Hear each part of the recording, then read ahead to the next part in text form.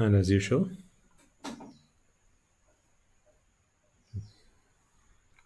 we're all prepared today to listen to another exposition of the Lord Buddha's teaching.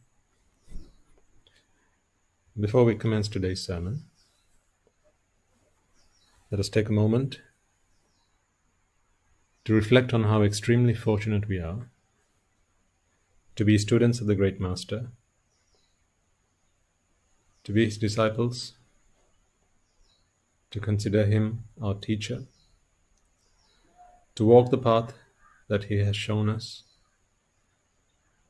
and to even have come across it in this very life. As today we appreciate and we understand that there is only one path and no other path.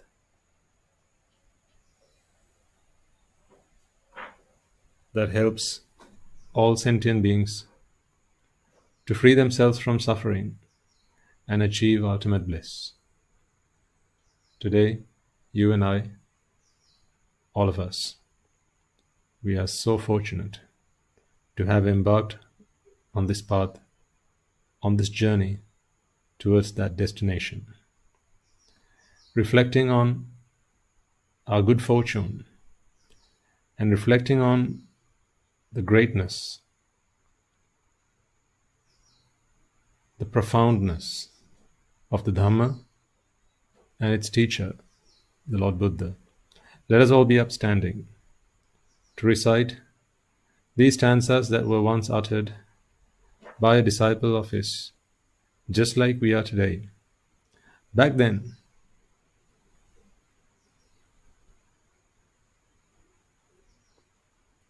when he realized the truth, and he was asked from his previous teacher, "Have you forsaken me? Have you taken refuge in another teacher? Well then, who is your teacher? Whose student are you?"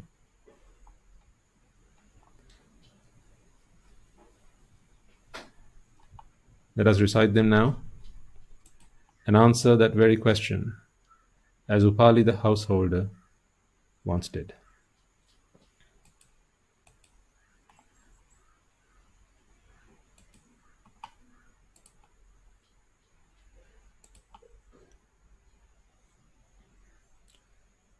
Dhirassa vigata mohassa pabhinna khilassa vijita vijayassa anighassa susamachitassa buddha silassa sadhupanyassa vessantarassa vimalassa bhagavato tassa savako hamasmi akatankathissa tusitassa vantalokamissassa muditassa kata samanassa manujassa antimasarirassa narassa anupamassa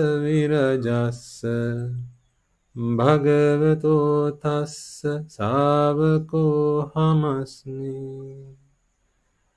asansayassa kulassa venaikassa sarati varassa anuttarassa ruchira dhammassa nikhankassa abhasakarassa manachidassa virassa bhagavato tassa savako hamasmi nisabhassa appameyassa gambhirassa munapattassa Khemankarasa vedassa dhammatassa samvutattassa සංඝාති ගස්ස මුත්තස්ස භගවතෝ තස්ස ශාවකෝ හමස්මි නාගස්ස පන්තසේනස්ස කීන සංයෝජනස්ස මුත්තස්ස පටිමන්තකස්ස ධෝනස්ස පන්නද්ධජස්ස වීතරාගස්ස දන්තස්ස නිප්පපංචස්ස භගවතෝ තස්ස ශාවකෝ හමස්මි ඉසි සත්තමස්ස අකුහස්ස තෙවිජ්ජස්ස බ්‍රහ්මපත්තස්ස නහාතකස්ස පදකස්ස පස්සද්ධස්ස විදිතවේදස්ස පුරින්දදස්ස සක්කස්ස භගවතෝ තස්ස ශාවකෝ හමස්මි අරියස්ස භාවිතත්තස්ස පත්තිපත්තස්ස වෙය්‍යාකරණස්ස සතිමතෝ විපස්සිස්ස අනභිනතස්ස නොඅපනතස්ස අනේජස්ස වසීපත්තස්ස භගවතෝ තස්ස ශාවකෝ හමස්මි අරියස්ස භාවිතත්තස්ස පත්තිපත්තස්ස වෙය්‍යාකරණස්ස සතිමතෝ විපස්සිස්ස අනභිනතස්ස නොඅපනතස්ස අනේජස්ස වසීපත්තස්ස භගවතෝ තස්ස ශාවකෝ හමස්මි නමෝ තස්ස භගවතෝ අරහතෝ සම්මා සම්බුද්දස්ස නමෝ තස්ස භගවතෝ අරහතෝ සම්මා සම්බුද්දස්ස නමෝ තස්ස භගවතෝ අරහතෝ සම්මා සම්බුද්දස්ස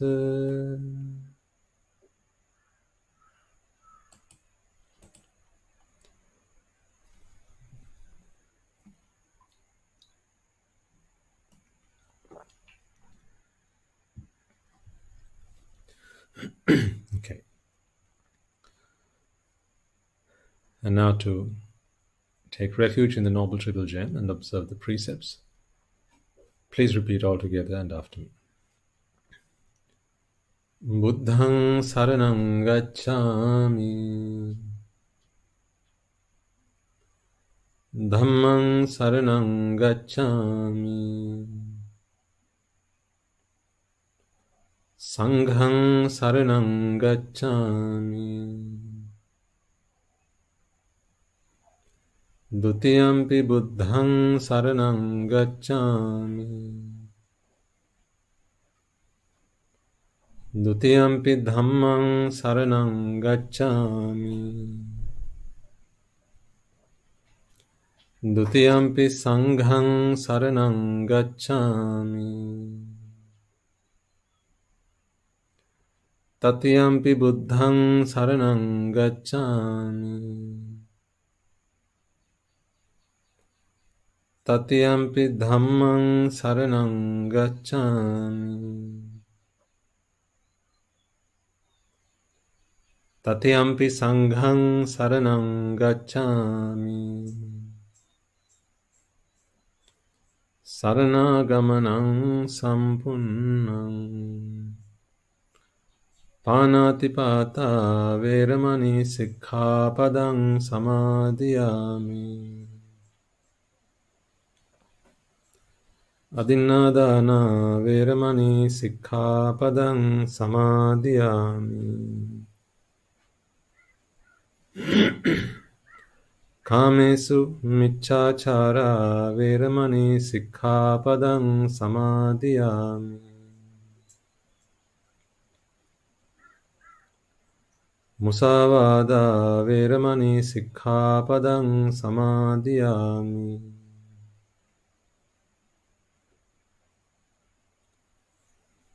Surameraya majjapama datthana veramani sikkhapadang samadhiyami.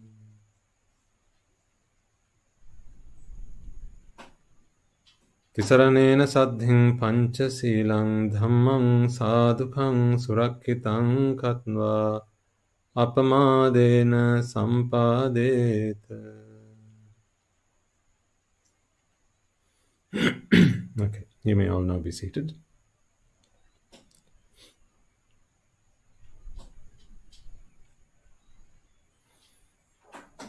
Also, before we begin, let us take a moment to invite all the divine beings, all the celestial beings, wherever they may be in this 10,000 world systems that are within earshot of this sermon,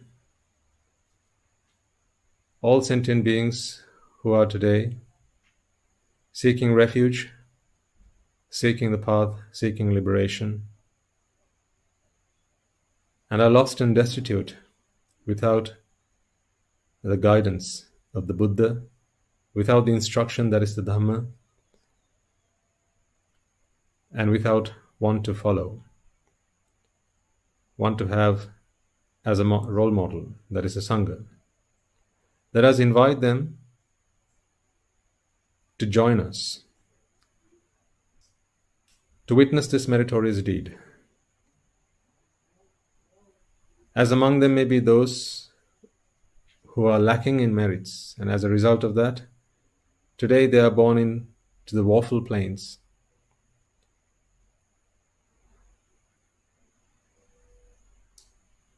They're lacking in merits to be born into the blissful plane. May they witness this meritorious deed, rejoice in these merits.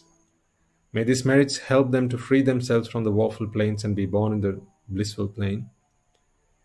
And for all sentient beings in the blissful plane, may they be able to listen to the teaching of the Buddha, understand and comprehend it, and may they all attain the supreme bliss of Nibbana. With such thoughts of compassion and loving kindness emanating from the bottom of your hearts, engulfing all sentient beings, let us invite them to join us.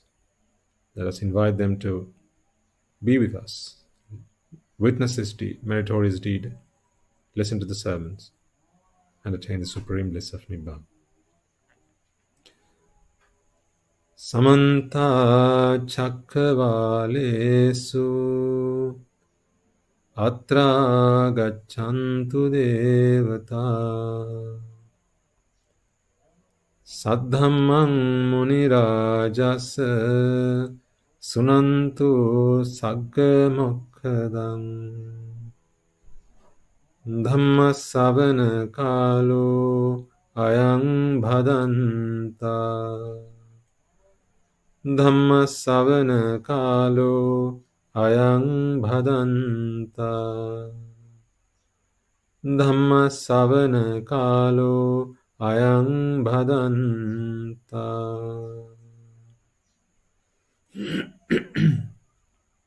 Excuse me. Also, before we begin then, let us take a moment to seek forgiveness from the noble ones. And before we do so, let's take a moment to reflect on the fact that although we may be good, kind-hearted and gentle beings that we are today, we have not always been like this. The result that is who we are is because of who we associate today. Noble ones, good, kind-hearted, and gentle beings. However, in this long journey in samsara, we have not always had that privilege. Virtually all our associations have been with ignoble, immoral beings.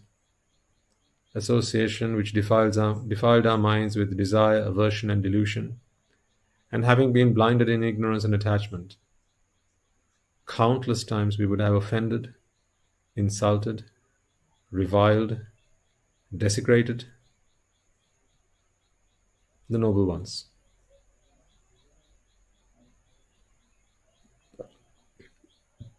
As well as the great qualities that they stood for. Today, we acknowledge the errors in our ways, and today we want to instill those very values that we once desecrated. However, the consequences of our actions come to bite us on the back. So, to free ourselves from this curse that we have brought upon ourselves, let us take a moment to seek their forgiveness. May they forgive us once and for all the misdeeds, harsh words, and slanderous thoughts or insultuous thoughts that we would have directed towards the noble ones. The Samma Sambuddhas, the Pacceka Buddhas, Arahata Buddhas, Anagamis, Sakradagamis, Sotapannas. Be they on the path of having attained the fruits, as well as the Buddha's ministry, the Sambuddha Shasana. May we be forgiven once and for all. And as you take a moment to seek this apology, let me urge you to make a firm resolve to never conduct yourself in this manner ever again. So let us all now take a moment to do just that.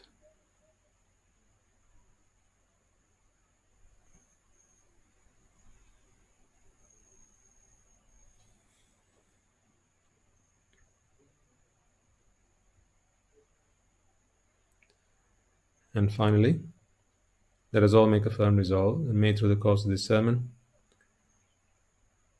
if there are those among you, for any among you, for whom this may be the first sermon, may all the merits that you would have accumulated throughout this life as well as all of samsara compound itself and come to your rescue. For those of you whose firm resolve it is to realize the Four Noble Truths, may today be that day for you. For those who may have already achieved that noble state and who seeks to fulfill the Noble Eightfold Path, may today be that day for all of you. So may through the course of this sermon, we be able to free ourselves once and for all from the four great hells, realize the Four Noble Truths, fulfill the Noble Eightfold Path, and may we be all, and may we all be able to attain the supreme bliss of Nibbana.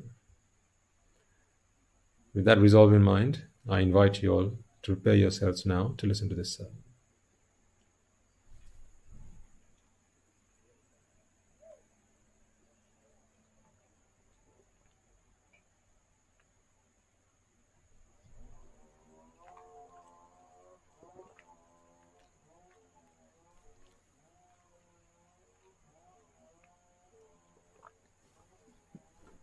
Okay.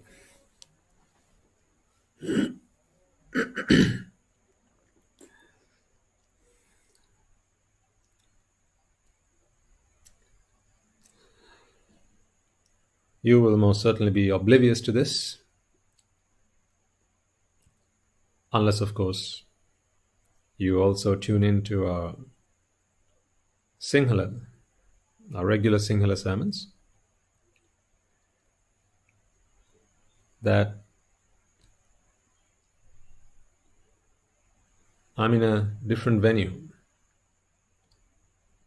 delivering this sermon to you. There's a reason I'm sharing this information with you, and that is we've not really delivered a live sermon from where I am right now before. And so I cannot guarantee, or at least our technology team have warned me that they are unable to guarantee that this sermon, this broadcast, will be without issue.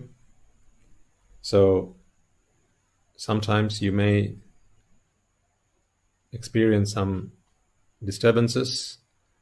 There may even be some ambient noise, which you may think is unusual.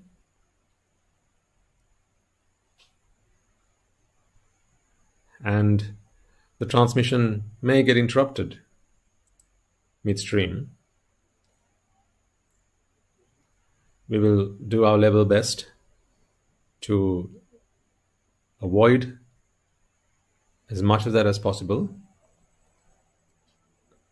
But I'm only letting you know that today might be different to other days. And that is because today I have been quarantined in my own home. Would you believe that? So I've been quarantined because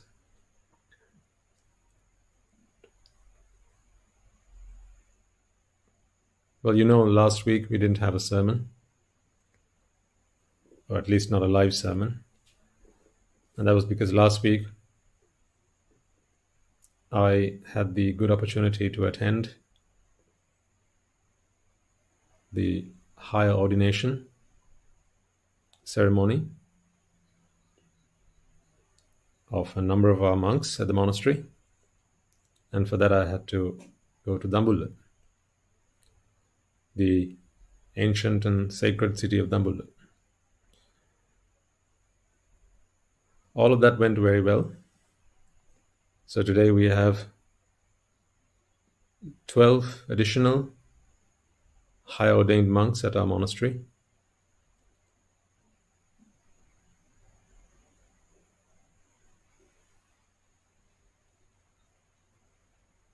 Which is a great addition to our family, as well as a great addition to the Shambhuddha Sasana.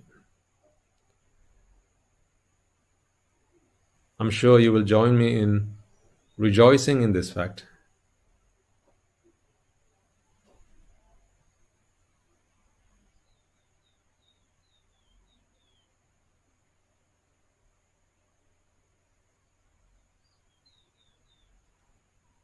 That as of today, we have 31 high ordained monks at our monastery.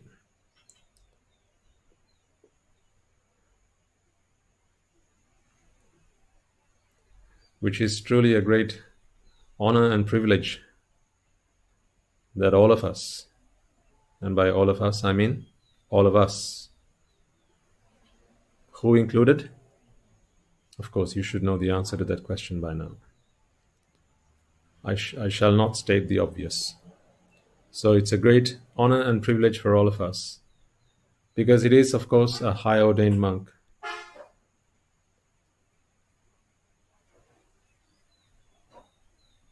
whose duty and obligation it is, as bestowed upon them by the Lord Buddha himself, to propagate the Sambuddha Sasana. And it is a high ordained monk who is permitted by the Buddha's code of conduct laid down for his monks to ordain new novice monks into the Shasana, and thereby a high ordained monk is akin to a parent in the Shasana, as if the novice monks are the children, then it is the high ordained monk who has the honor and the permission and the privilege of giving, within air quotes, birth to them into the Shasana.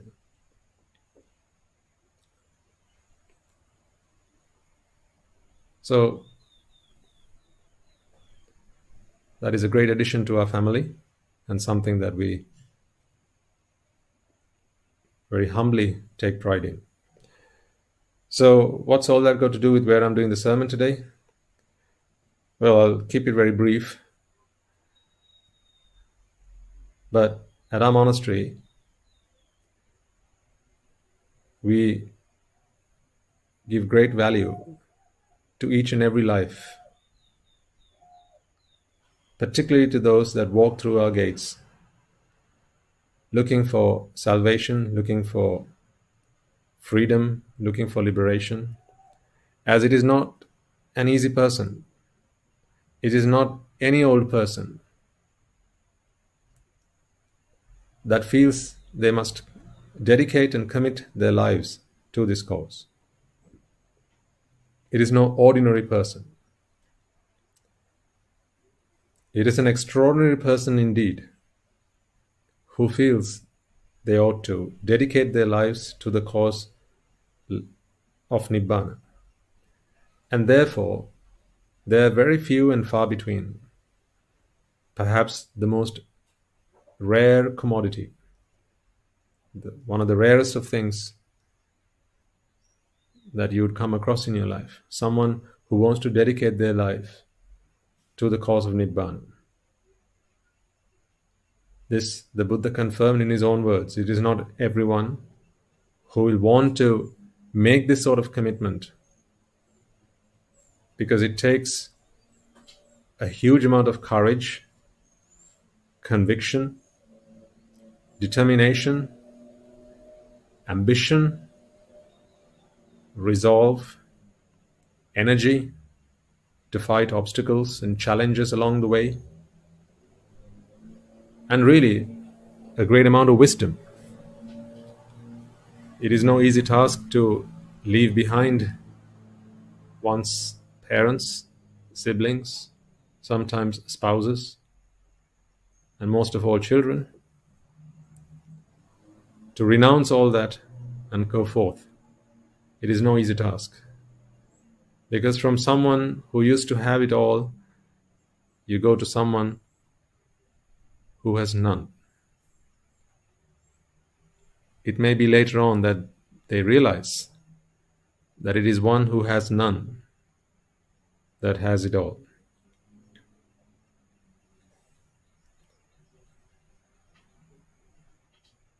Because once you give up everything, you have everything. When you have nothing, that's when you have everything.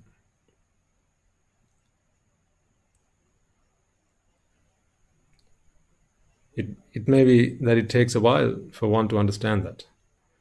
But in any case, any life that chooses to, or any person that chooses to make that decision in their life, we believe is a very valuable life. So therefore, we do everything in our power to protect it.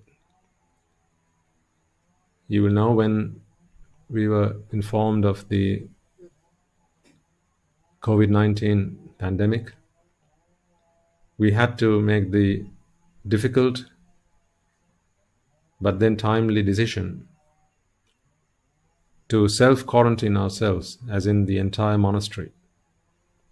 So it's been over 2 years now since we've shut the gates, and hardly anyone is allowed in or out unless there's a very good reason for it. Now, the same principles we apply within the monastery. So, as you know, last week I had to travel out of the monastery, not just myself, but the other 12 monks, as well as another one of our senior monks, to help organize and facilitate everything over there. And therefore, we believe there may be a slight chance that I could be a carrier, that I could have been infected. So we don't want to risk everyone's life as a result of that. So therefore, at our monastery, if ever we need to go outside and there's the slightest suspicion that we may have come across, we may be contaminated, then within our monastery premises, we have a quarantine facility, and that is where we temporarily keep our monks or anagarikas for the duration of the quarantine until they're given the all clear, and then they're taken out of quarantine and can roam around the monastery, I suppose, freely. So that is why I'm in a quarantine facility this week, and I may be for the next few weeks, or at least until I'm given the all clear. And because of the change in location, you may experience some differences. It may be in the, as I said, the surrounding ambient sound, or perhaps the audio quality, or maybe the transmission, the quality of it. These things may be impacted because we've not done this before. We've tested it and it worked when we tested it, but it's one thing for it to work when it's being tested, and another thing when you really go live. So let's see how it works. And if we do come across any issues, then we will attempt to fix it, or at least drop a message into the chat box, and our team will attempt to fix them on the go, on the fly, or at least make a note of them so that they can be fixed for the following week. Either way, if there are any issues, the sermon will be, the recording will be edited and posted onto our YouTube channel as usual. So in the event that the transmission is interrupted, you can always go back and listen to it. Right, so that's all of that out of the way. Let's get down to business.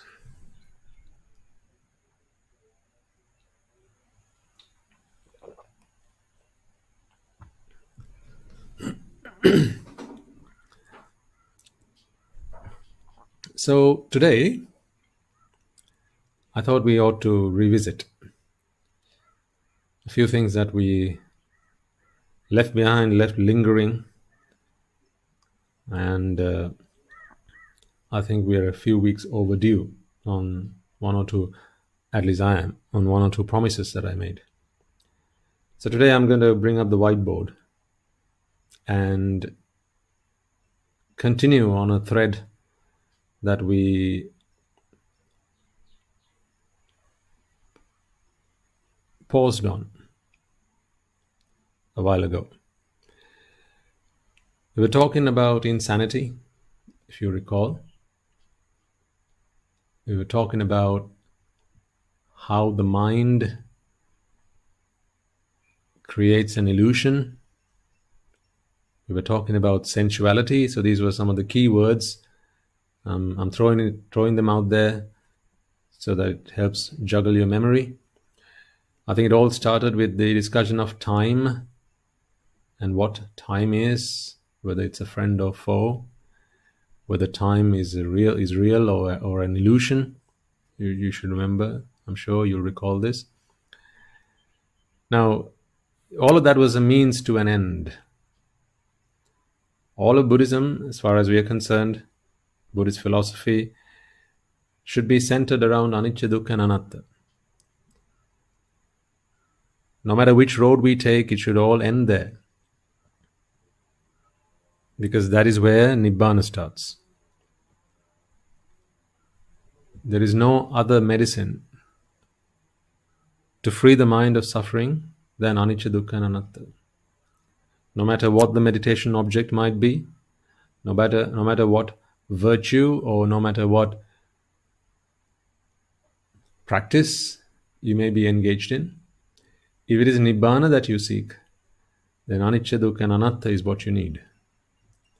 So one might wonder, what is the connection with time, which Swami Nwaze has spent more than a couple of sermons at least talking about? What is the connection to anicca, dukkha and anatta? Well, let's try and draw some references today. This is what I'm trying to get across to you in a number of sermons is, there's a reason why I'm trying to get this across to you over a number of sermons and not just throwing it to you and say catch, because I know it's going to be difficult. Not because you are not intelligent enough, far from it. I want to present this to you and give you this gift of Dhamma in a way that appeals to your intelligence and in a way that makes sense. And remember, Buddhist philosophy is more practice than preaching. It is through practice that we achieve our liberation. We may know everything, all of the Dhamma, but then who wants to become another Potila?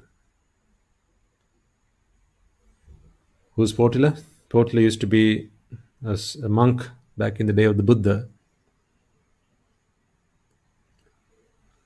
who once walked up to the Buddha and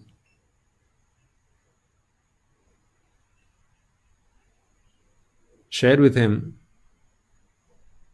a very interesting narrative. He said, "Venerable Sir, in a number of previous ministries or dispensations of other Buddhas, previous Buddhas, I have been an erudite monk. I have been very proficient in the Dhamma. I have been very knowledgeable in the 3 canons, and in my previous lives as well, I have helped many others to attain their goal of Nibbana. And Venerable Sir, you'll be pleased to learn that not only in previous lives, but also in this life,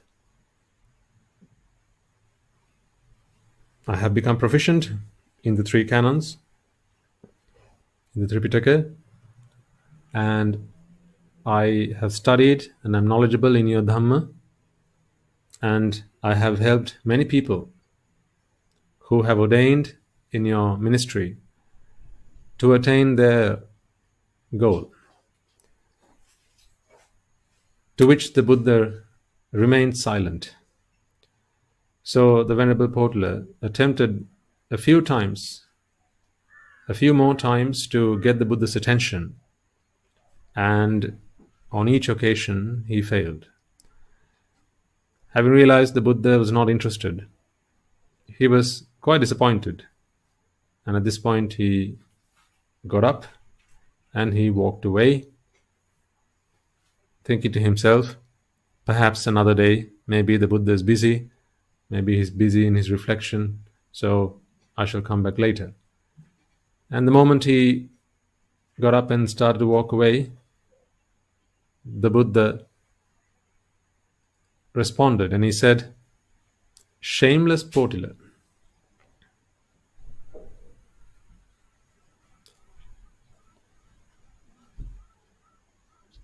the word of the Pali term he used was tucca. I'll use the word shameless because it conveys a similar message, a similar notion. It was ultimately to bring Potala to his senses. The Buddha wanted to get Potala to come to his senses. Here was a man who professed to his teacher that he had been a very successful student, very knowledgeable,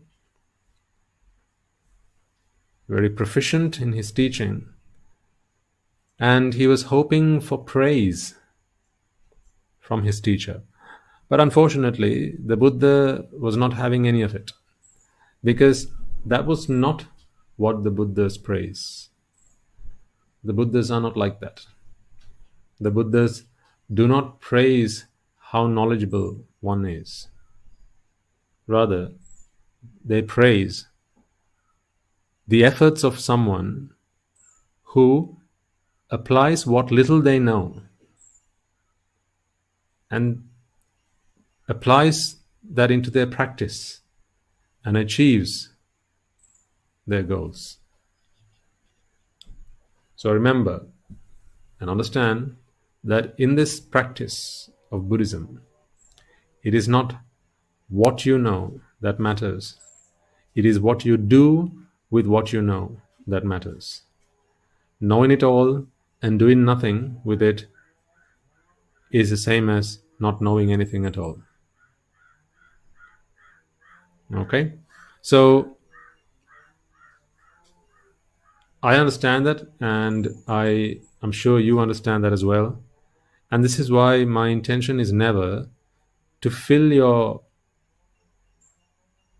brains with lots and lots of information on the Dhamma. You will know this because if you have been following our series of sermons right from when we started, I'm sure you'll agree with me that it is more inclined towards the practice of the Dhamma. That is why time and time again I remind you, what I expect of you is that you would be a law-abiding citizen, the best mother this world has ever seen, the best father, the best son and best daughter, the best teacher, the best student, and if you are a husband or a wife, then to be the best of who you are. By best, what do I mean? Loving, kind, affectionate, generous, sympathetic,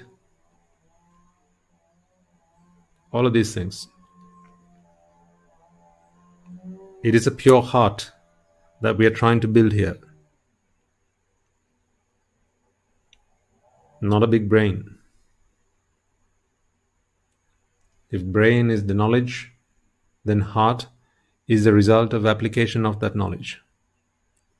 So that is the analogy there. So coming back to the point I'm trying to make here, what I'm trying to get across to you here is something that is quite profound, but I'm trying to break it into pieces. Someone once asked, how do you eat an elephant? How do you eat an elephant actually? What's your answer? How do you eat an elephant? The answer is one piece at a time. That is how you would eat anything, right? So it matters not that what you're about to eat is an elephant.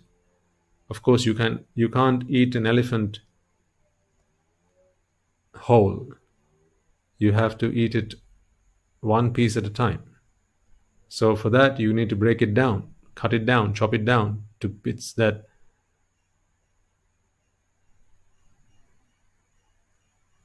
you can take into your mouth.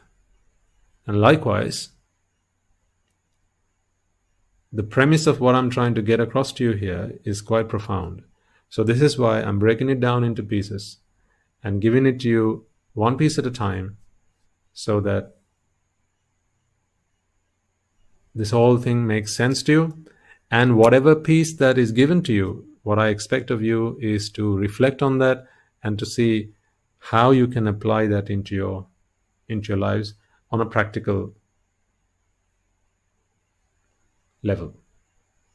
Okay, so let's bring up the whiteboard and just quickly ask ourselves, what have we discussed so far? So let me see how I can do this. There we go.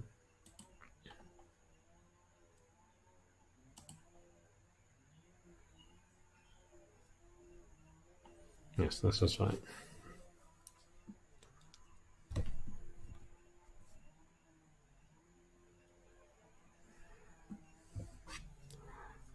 Now let's do a quick whistle stop tour on what we have covered so far.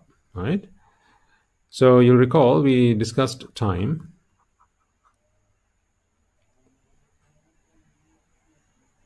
Our discussion was to understand whether time is a friend or foe, right? Do you remember that?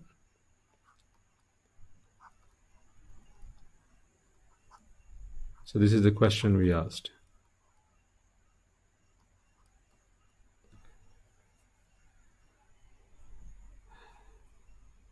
We discussed a number of examples, and I think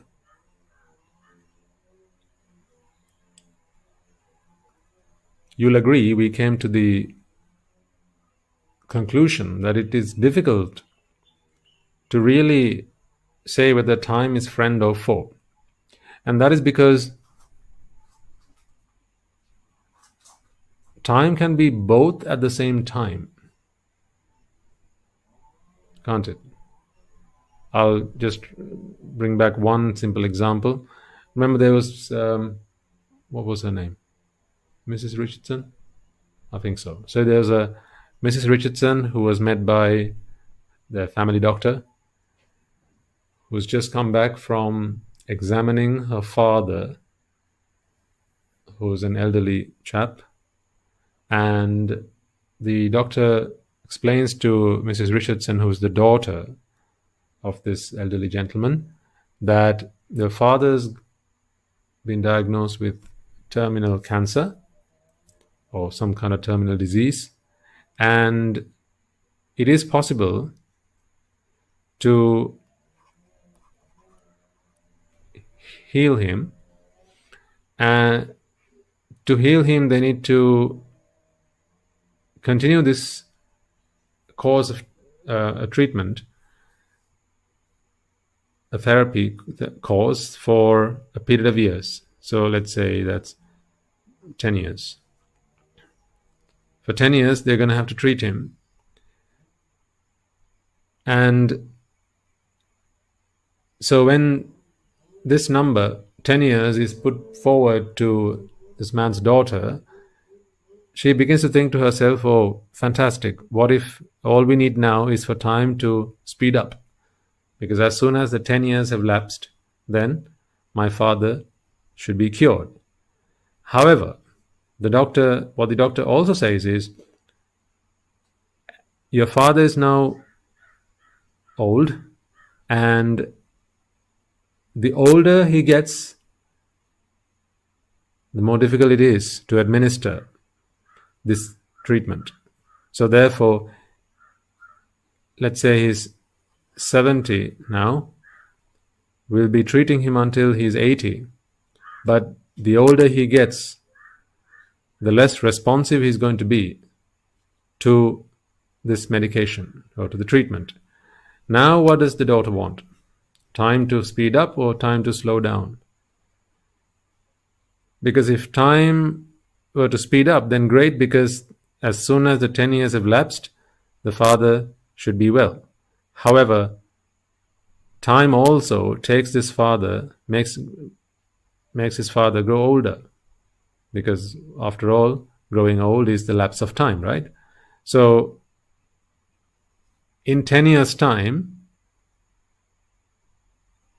or in 1 year's time from now, it's going to be more difficult to treat him than it is today. And in 2 years' time, it's going to be more difficult than it is, twice as more difficult than it is today. In 5 years' time, it's going to be 5 times as more difficult. So this 10 years estimate is assuming that he doesn't age, really. So when you factor in age, then the doctors say, well, we should think again about whether we treat him or not. Now, is time a friend or foe? Because time's a friend when this 10 years is concerned. How so? Because we just want more of it. The sooner time passes, the better it is. And if it's a foe, the sooner time passes, the worse it is. So is time a friend or foe? Now we're in a conundrum. So that was one example. Just to remind you again, I'll bring you just one more example. This was a car accident, you might recall. So a car has fallen into... that's a car, by the way.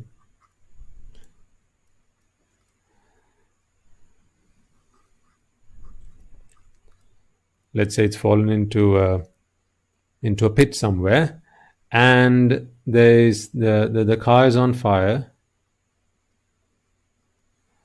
and there's an oil leak as well, and there are people inside the car. Now you're conscious, okay, and you've just been in an accident, and you can smell petrol or fuel, and you know that if the fire catches on to the fuel, then the whole thing is going to go ablaze, and that will be the end of the story. So you can hear the siren or the fire ambulance.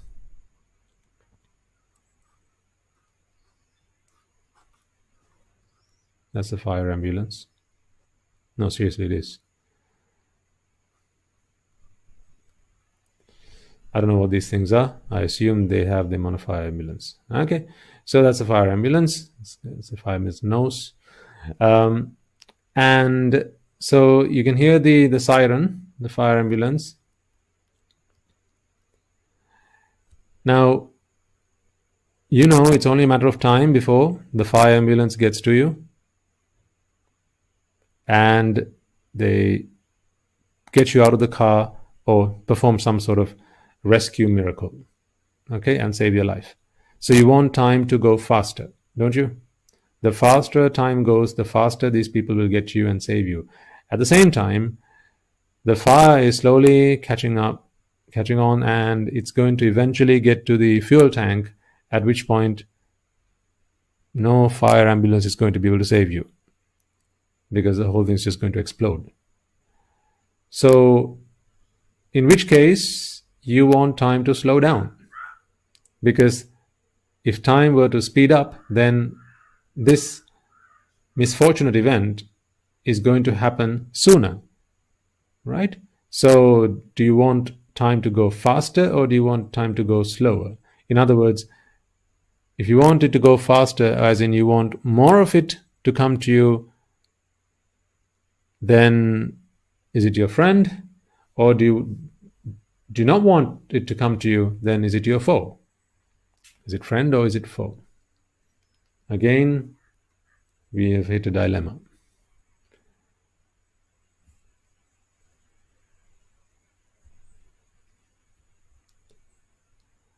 I'll be kind enough to share one more example, because this one I really liked. There's a mother who's waiting for her son at the airport.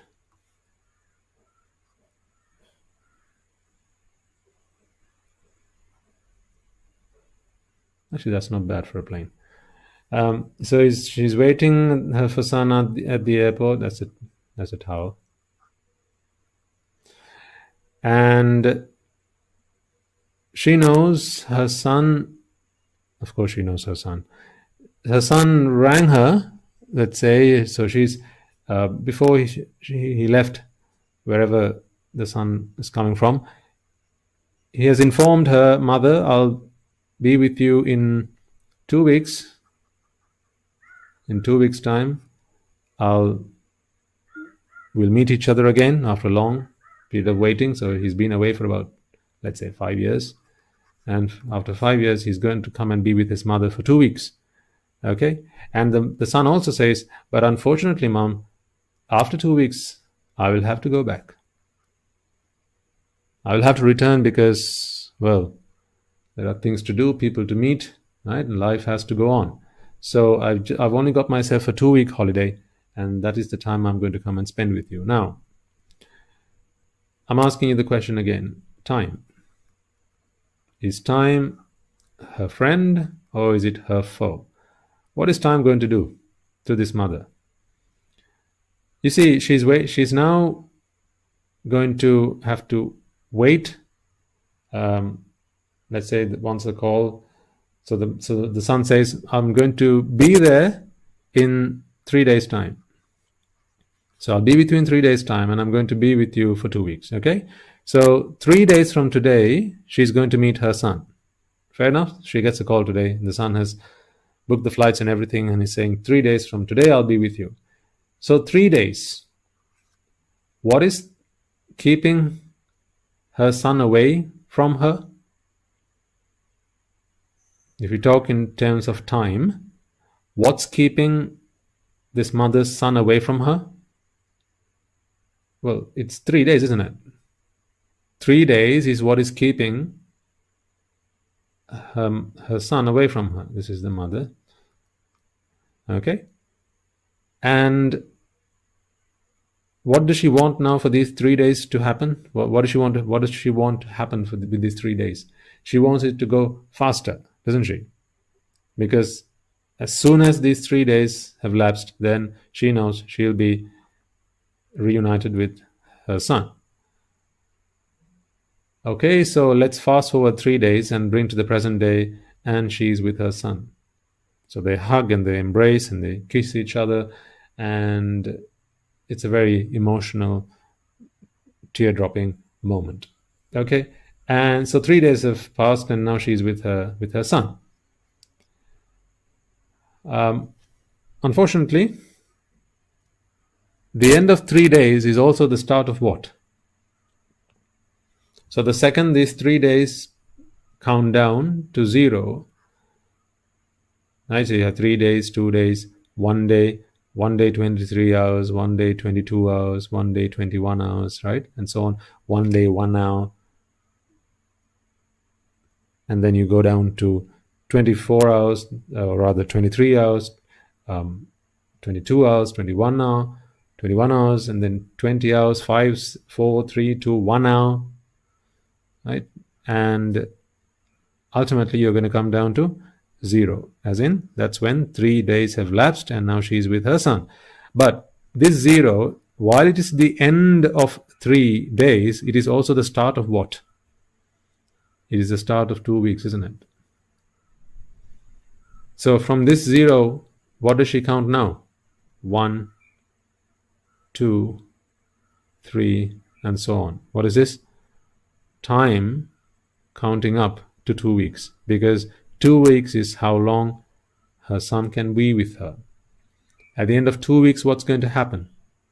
The son will have to leave her behind and go back to wherever he came from. So now what does she want time to do? Go faster or go slower?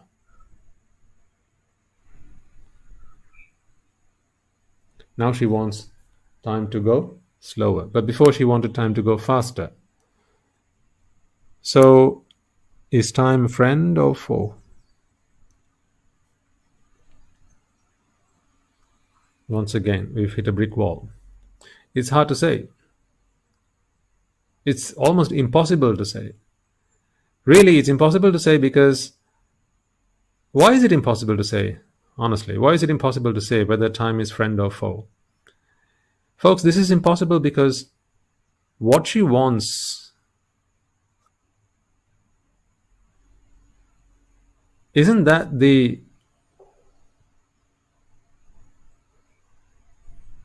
what determines her perspective of time? So is it really time that treats her as a friend or foe? Or is it she that treats time as friend or foe? Do you see that time is really equanimous towards the mother? The time neither loves her nor hates her. Time is simply time. It neither loves nor hates. It's not on her side, it's neither not on her side. So it's taken middle ground. Whereas the mother, depending on what she wants, she either loves it or hates it. So this love-hate relationship with time is really nothing to do with time at all, is it? It's to do with what she wants. Because as she wants to be with her son, because that is what she wants, as she wants to be with her son, she wants these 3 days to go faster and these 2 weeks to go, well, to not go at all, if you ask her. So she wants the clock to speed up during this time, and she wants the clock to slow down during this period of time. So she'll look at the clock and curse it, and she'll say, this damn time, why doesn't it go faster?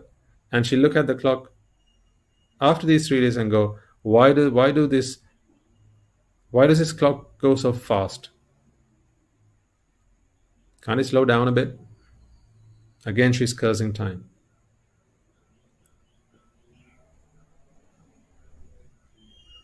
I think in the end,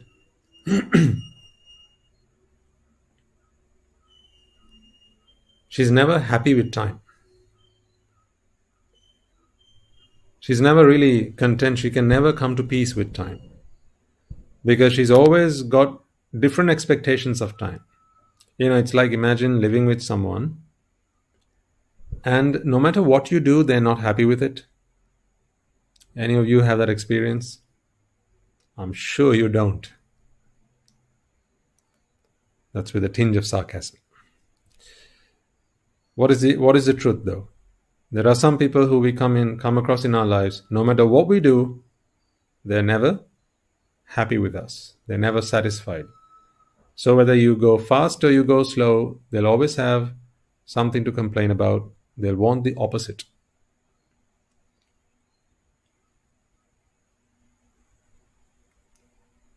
Whether you cook for them or whether you don't cook for them, either way, it's always wrong.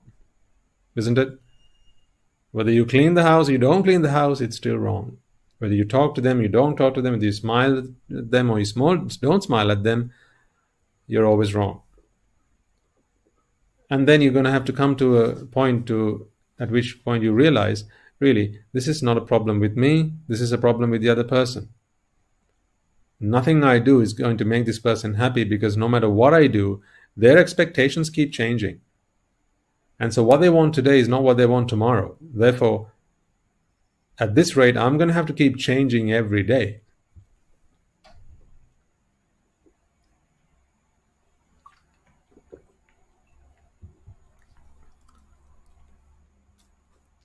So until they make their minds up on what their expectations are, I'm never going to be able to make them happy. The truth is, you never made them happy anyway.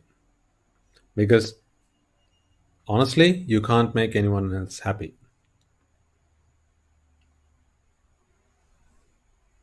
People make themselves happy. People make themselves sad. That may be a discussion for another day.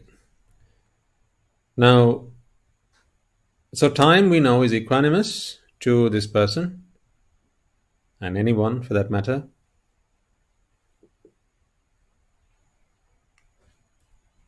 But it is their perspective of time. And really, what it is that they expect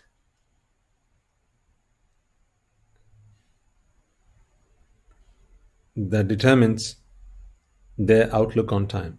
Now, as I said, ultimately, no one is ever happy with time. Why? You see, take this mother for instance. Because she has something she expects, or rather, she has an expectation. What is her expectation? To be with her son, right?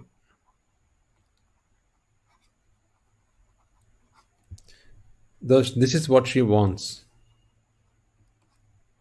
It is what she desires.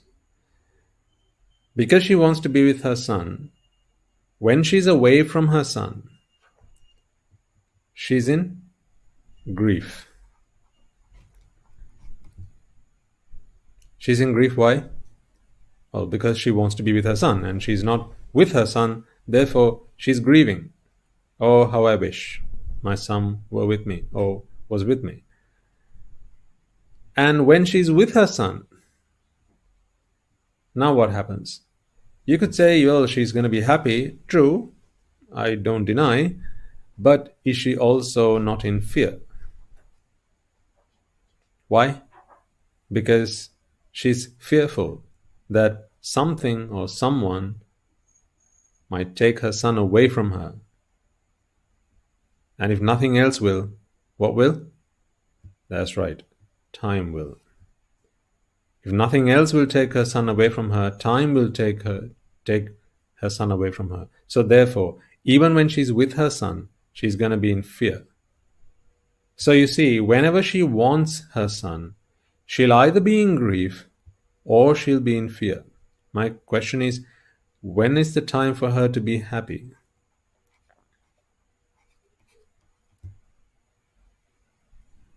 When you're with your son, you're in fear.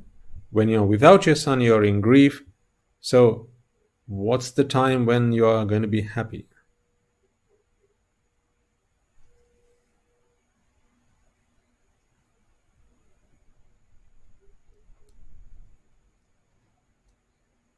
So does her son really make her happy?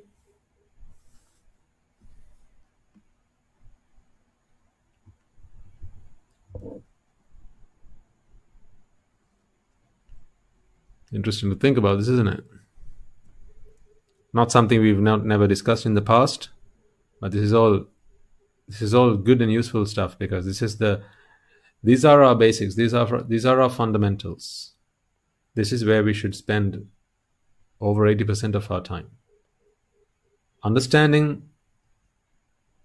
these concepts is crucial, fundamental to your practice. So whether you're a novice, or whether you're an apprentice, or you are a professional, or a veteran, it matters not. These fundamentals we must firmly be grounded in. So she wants to be with her son, and for someone who wants to be with her son, you get this concept, right? When they're without the son, when she's without her son, she's in grief. Why? Well, it's like, is that not the case with you? When there's something you want and you don't have it with you, either permanently or temporarily, how do you feel? Like, say you lost something, and now how do you feel?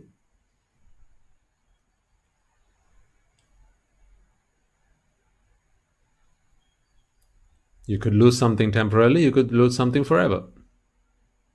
Either way, how do you feel? That feeling is the feeling of grief, isn't it? That is the emotion there. And then what about when you have something you want? Not just have something. Okay, it doesn't work like that. So I can't ask you the question, how do you feel when you have something? Because then you're going to have to ask me, have something like what, Swami Nansa? Exactly. The reason you're asking me that question is because you want to gauge whether it is something that you want to have with you, or whether it's something you don't particularly want to have with you. I'm talking about something you want to have with you. If you want to have something with you, like in this example, this mother, she wants to have her son with her. Even when she's with her, is she not in fear? No? What about your children? Are you not always fearful? As in, not afraid of your children. That's not what I mean. That they might come and do something to me. Right? They might come and poison me. No, that's not what I'm talking about. I'm talking about, you want your child to be with you, just as his mother does. So what if something happens to them? At any moment, something could happen to them, yes or no? It could be an accident.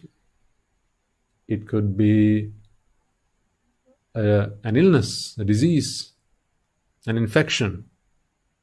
It could be sudden death. Or it could be that they decide to elope. Or it could be that they decide to ordain. Either way, when you want your son to be with you, you're always living in fear. The fear of uncertainty. What might happen? The what if. That's always what fear is. The fear of what? The fear of what if. What if this happens? What if that happens? What if the other happens? And because all of these things are unknowns, sometimes their probability is also unknown. Their impact, if they materialize, is also unknown. So therefore, that's fear. In fact, why do people take out an insurance plan? It is because of fear. Isn't it?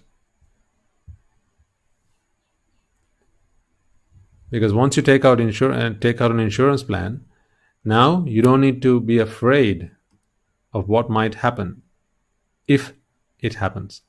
However, even when you take out an insurance plan, there are things you still fear. Say, for instance, you have your house, okay, and you've taken out an insurance plan, and you think you can now live fearless. If something happens, then the insurance will pay. How do you know they will? How do you know that they will always pay up? What if the next thing to happen to your house is not something covered in the insurance policy? You don't know that. So therefore, you still have fear. Secondly, what if the insurance company goes bust? What if they decide not to pay up? What if there are a bunch of conniving thieves who are not really interested in paying you, but as much as taking money from you in terms of your insurance payments? So isn't that why some people take out insurance for insurance? That's a real thing, by the way. So people take out insurance plan to insure their homes, right? That's the insurance plan. And then what they do is they take out another insurance plan to cover this insurance plan. So in the event that this insurance plan doesn't pay up for a damage to the house, then this insurance plan will hopefully, I say hopefully, pay for this insurance plan. But what about this insurance plan then? Maybe we should take another one for this. Don't you think? You know where this is going, right? What about this one? And what about the next one? And then what about the next one? Where do we draw the line?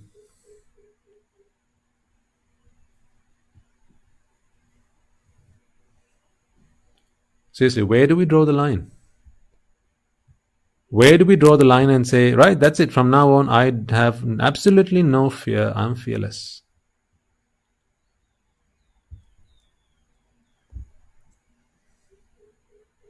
You soon begin to realize that this method is flawed. Taking out an insurance plan to battle your fear is pointless, because fear cannot be relieved by an insurance policy, because fear is rooted in desire. It is rooted in wanting something. It is rooted in attachment.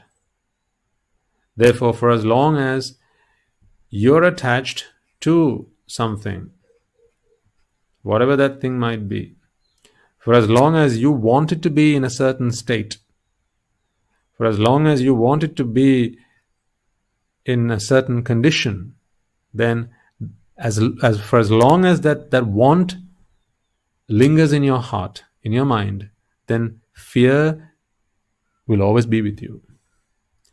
There is nothing you can do to rid yourself entirely of this fear. So now you see, when you're with it, you're in fear. When you're without it, you're in grief. I ask you the question again. At what point do you really get a chance to enjoy it and be happy 100%? What is the happiness you want from your son? Is it okay if you're just, let's say, 75% happy with him? If you deep down in your heart, okay, when you think about the happiness that you want, that you would like from something or from someone, do you not want it to be an exhilarating experience, completely engulfing you in that joy, completely ravishing you in that joy? In other words, do you not want to enjoy it 100%? I'll give you a simple example to get your head around this. Let's say, right, you went to the supermarket and you got yourself a bar of chocolates.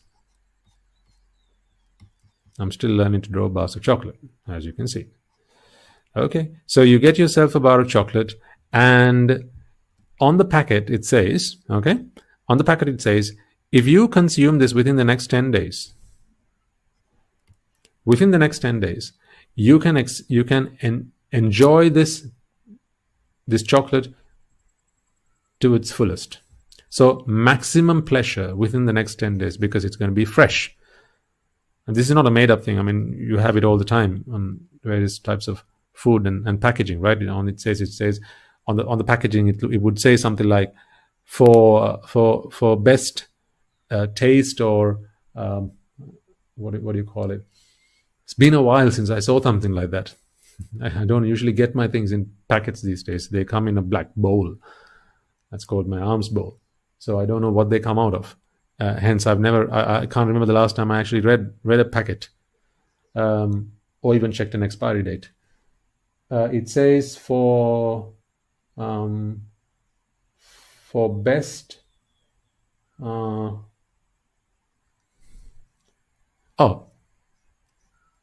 I think it just says best if consumed within the next 10 days.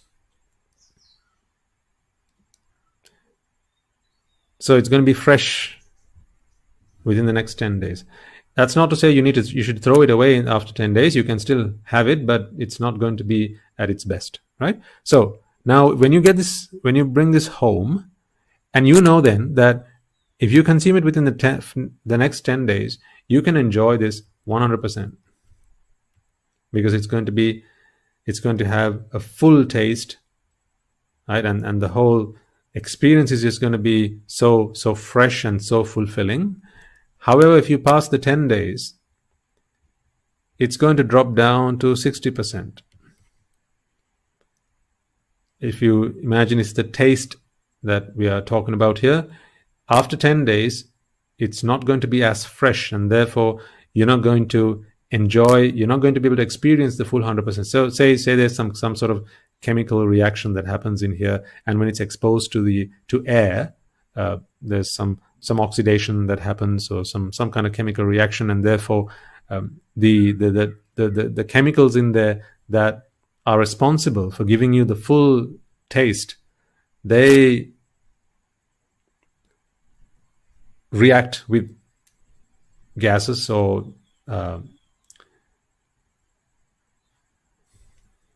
what do you call it?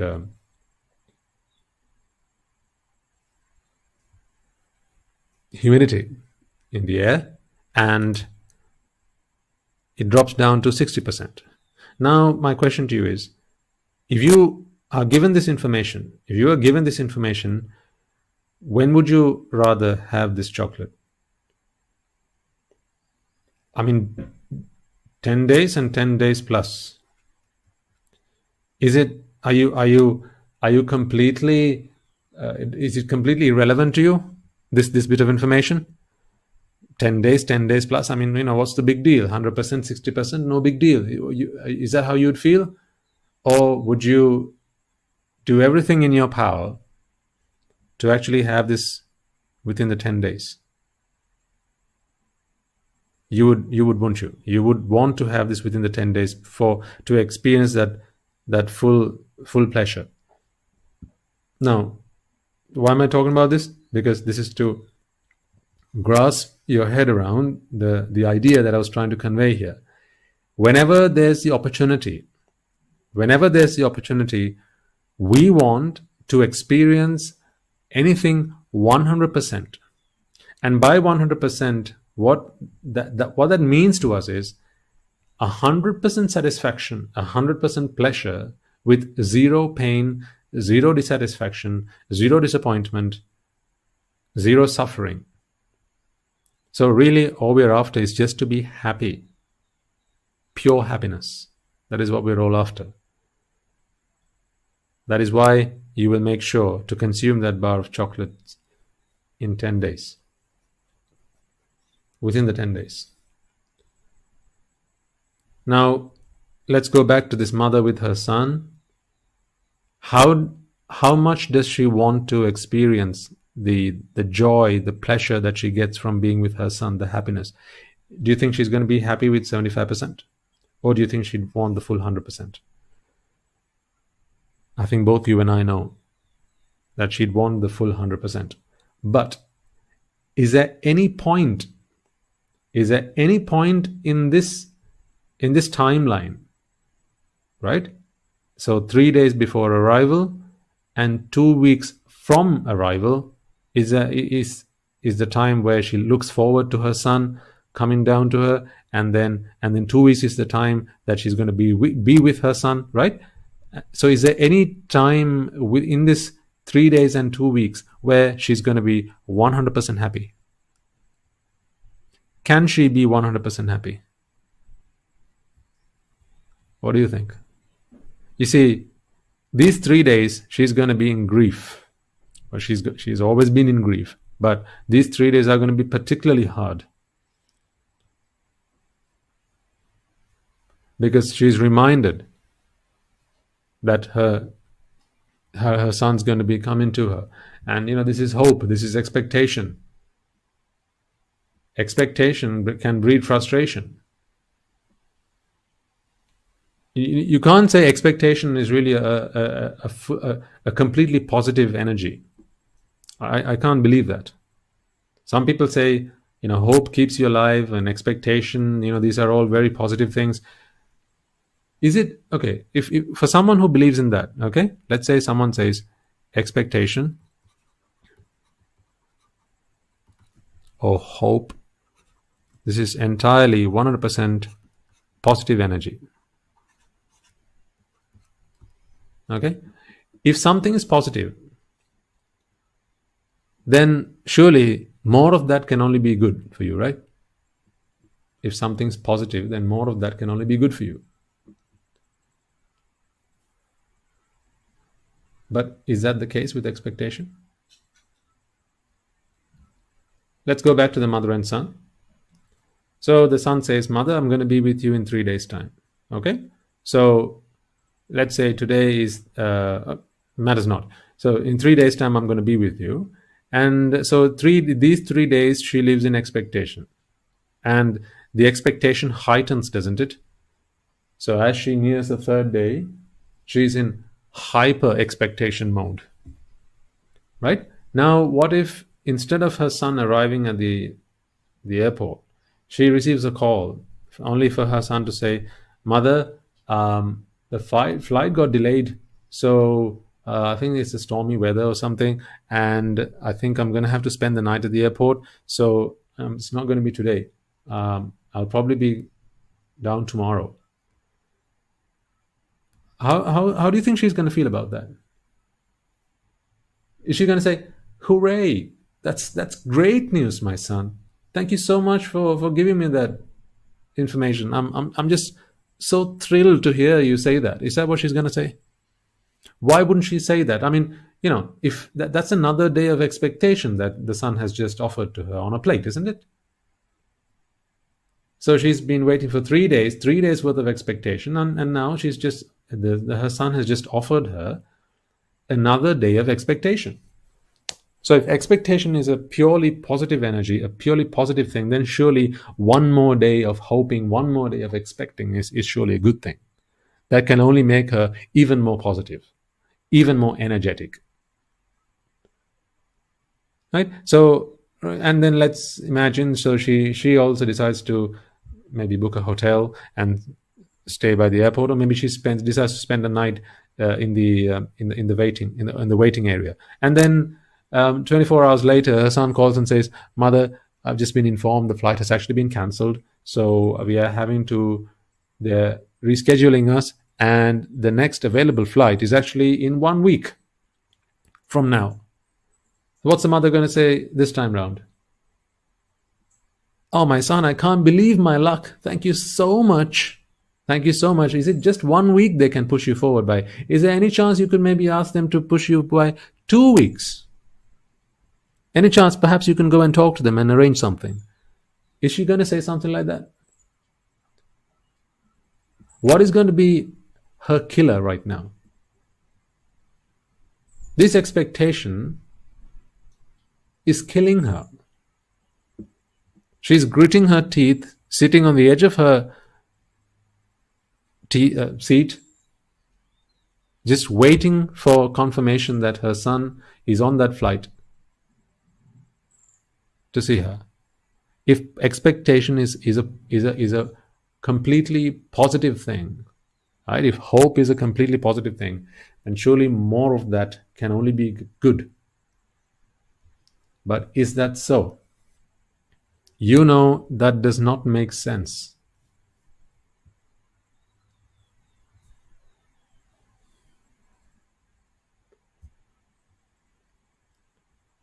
Would it be okay if every day was Christmas Eve?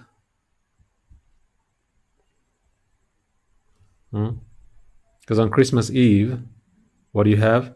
So you'll have your Christmas tree at home.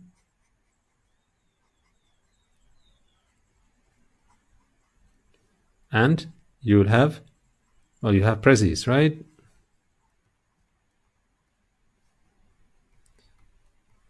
These are the baubles.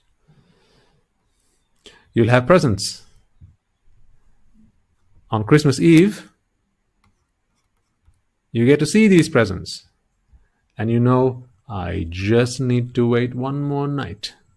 Because on Christmas morning, I can unwrap my presents. What if every day was Christmas Eve? Well, then you can forever live in expectation, couldn't you? You could live forever hopeful, couldn't you? And if that is a positive energy, then surely that's a lot of positive energy. You'll always be very positive. Everyone will be very positive then, won't they? So you won't have anyone being negative. Does it work like that? It doesn't work like that. Because that is not the truth.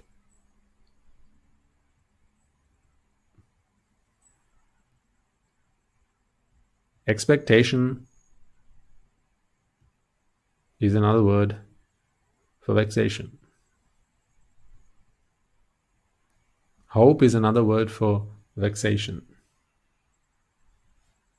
It is synonymous with suffering. So this happiness that this mother expects when she meets her son, she's never going to have 100% satisfaction, because there's going to be grief and there's going to be fear, always. Because for as long as she wants something, for as long as she expects that, for as long as she's hopeful of being with her son, she is going to be riddled with grief and or fear. There is no escape. The moment you want something, that is the very moment you are cursed with grief and fear.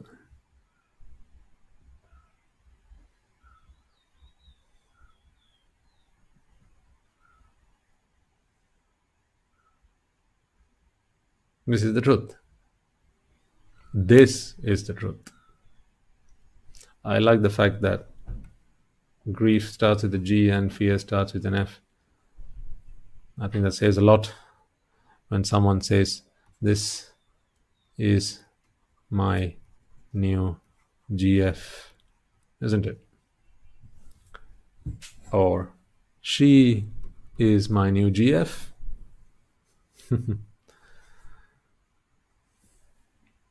So next time you introduce someone and saying, "This is my new GF," think about what those letters mean. Is it just girlfriend, or is there more to it than that? You could really say, "This is my grief and fear." Isn't that true? Can you have a girlfriend without the grief and fear?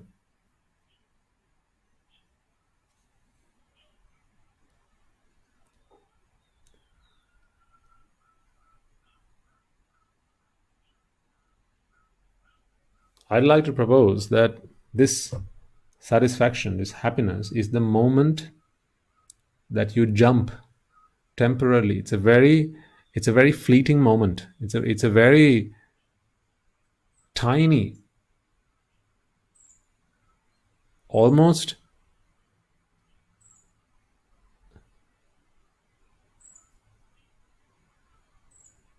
negligible moment when you jump between grief and fear. Isn't it? So if I were to say represent that on a curve like this, right? This is where you don't have it, when you don't have something, and this is back to when you don't have it. This is where you have it. Okay? So this jump between grief and fear, and then you fall back to grief, isn't it? Because everything that has a beginning has an end. So when there's grief here, this is where you don't have it. So there's grief. This is where you have it. So there's fear. This moment somewhere in this area where you jump from grief to fear is that split moment where you experience an element of happiness, but that is never 100% happiness. It's just a very, as I say, a negligible, intangible. It's there. It's undisputably, undisputably, it's there. But it's simply a moment that you experience when you jump between grief and fear.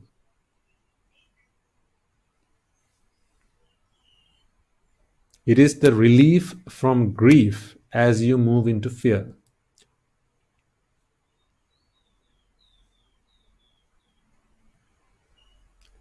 Would you like for me to define pleasure in those terms? I mean, put me aside. Are you happy that pleasure is to be defined as the moment that you relieve yourself from grief on your way to fear? And that's like the waiting room between two hells. Grief is one hell, fear is the other. So once you've suffered enough in grief, the demigods come and take you from grief into the fear hell, and on the way you have to go through this corridor, and that corridor is kind of no man's land, but it is relief from grief, because you've just come out of grief land and you're on your way to fear.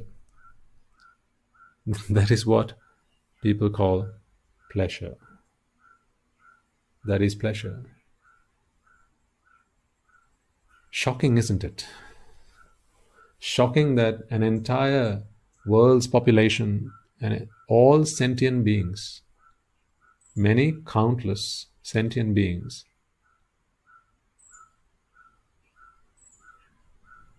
are so addicted. And I can see why. Because all their life they live in suffering. That momentary relief from one suffering as they move into the other suffering. It's not like it's a momentary relief from suffering altogether. No, it's a momentary relief from one suffering as you move into the other suffering.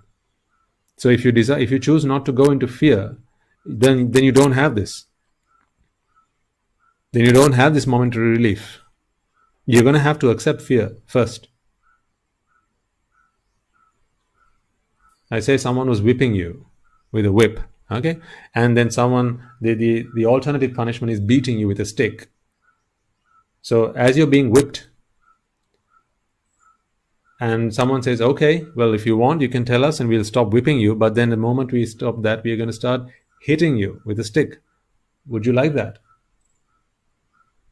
Imagine you were in that situation. I'll draw it out for you. So someone's whipping you, and someone's got a stick to beat you.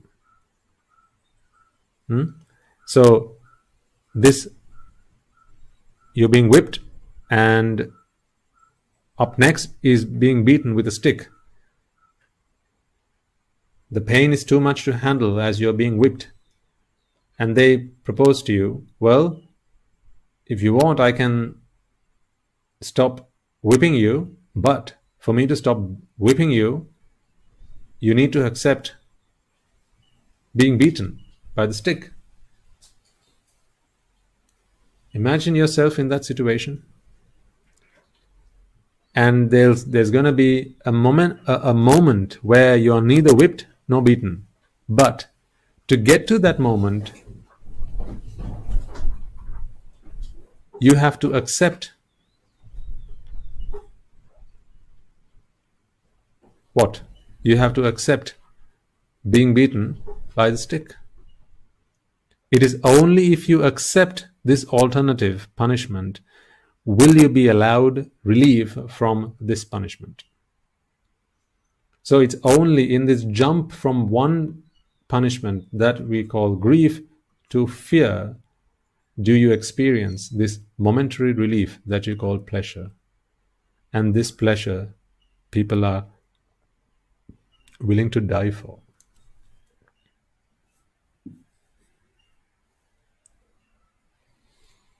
That's what I'm saying. This is shocking, folks. This is shocking. Think about all the experiences of pleasure that you have in your life. All the experiences of pleasure that you've had, and all of the experiences of pleasure that you are looking forward to experience.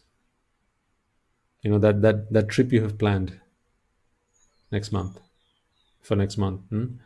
That cake that you have planned for this evening.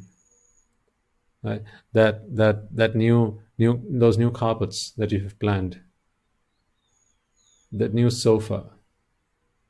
The new flower beds that you have planned.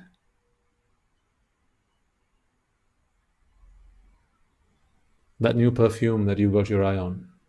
That new dress that you saw on the mannequin every time you walked past the fashion store, and you've got your eye on that. You know what? In each of those moments, you experienced pleasure, didn't you?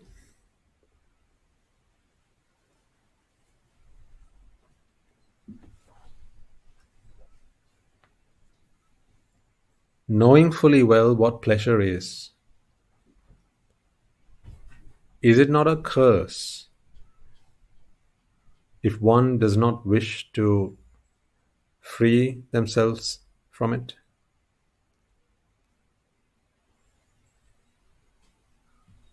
Imagine this man again, right? This man, if he never feels that he needs to free himself from this situation, don't you think that is a curse? If you were to ask him, why are you still here?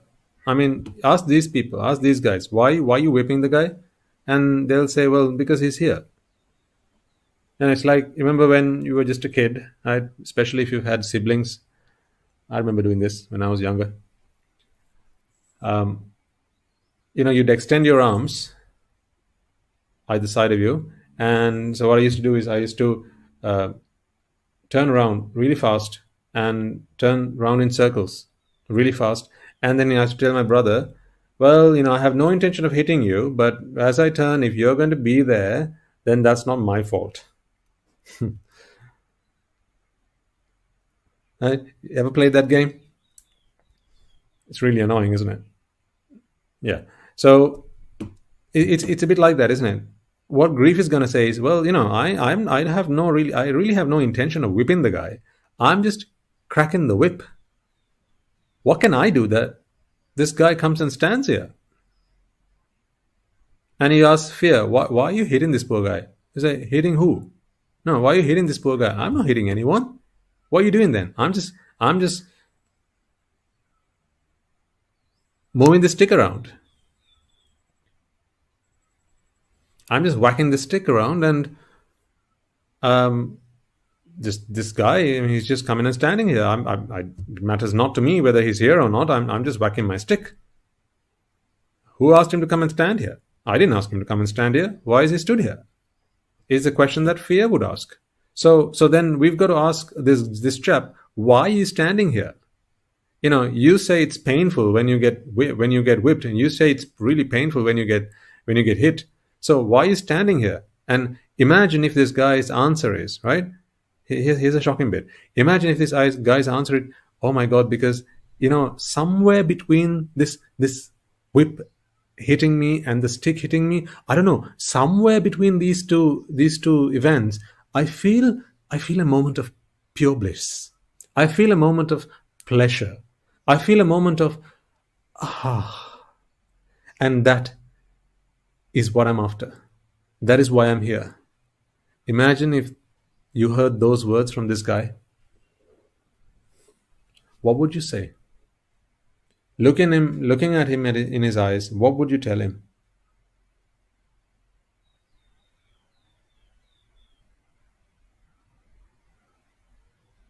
What would you tell him?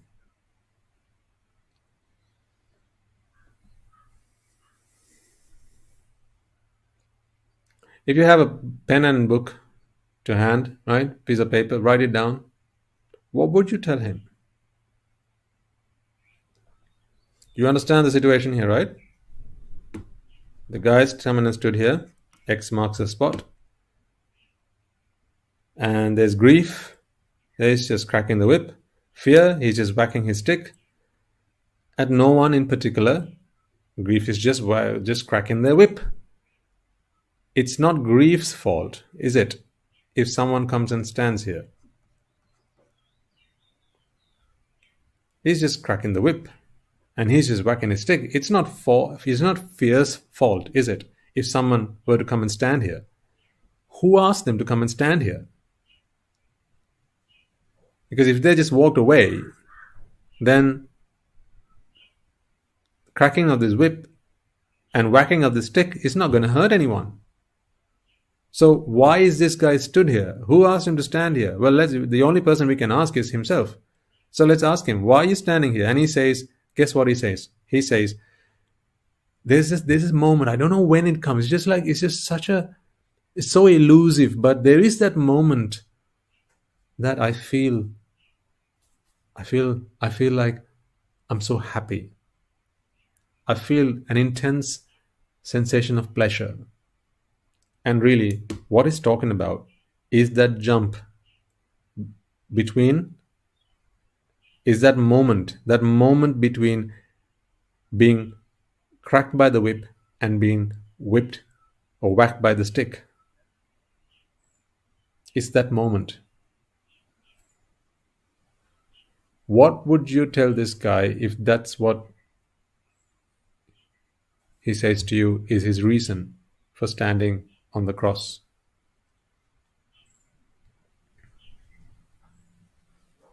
You got something down? Good. Do you know this guy? No? Seriously, all kidding aside, do you know this guy?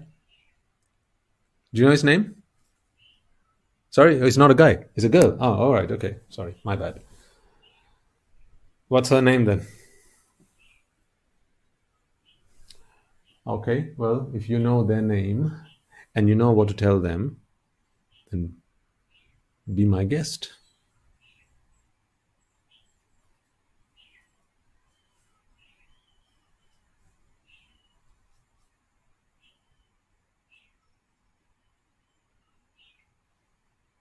Shocking, isn't it?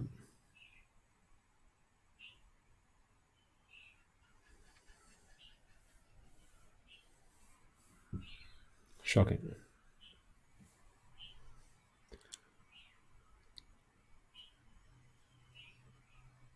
So we understand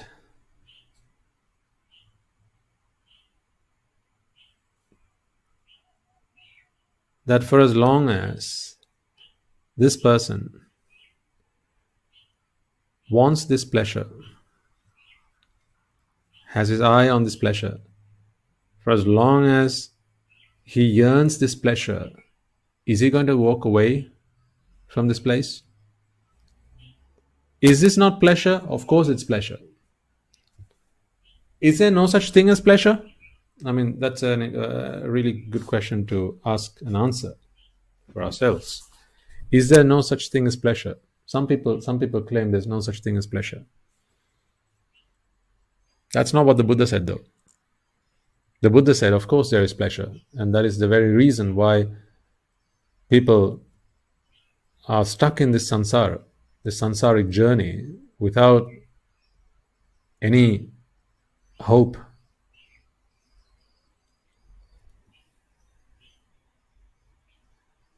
To free themselves. That is the very reason that all beings go round and round in this samsaric cycle. That is because of pleasure. The problem is not whether pleasure exists or not. There's no question about that. Pleasure is an experience. It exists. The problem is how we define pleasure.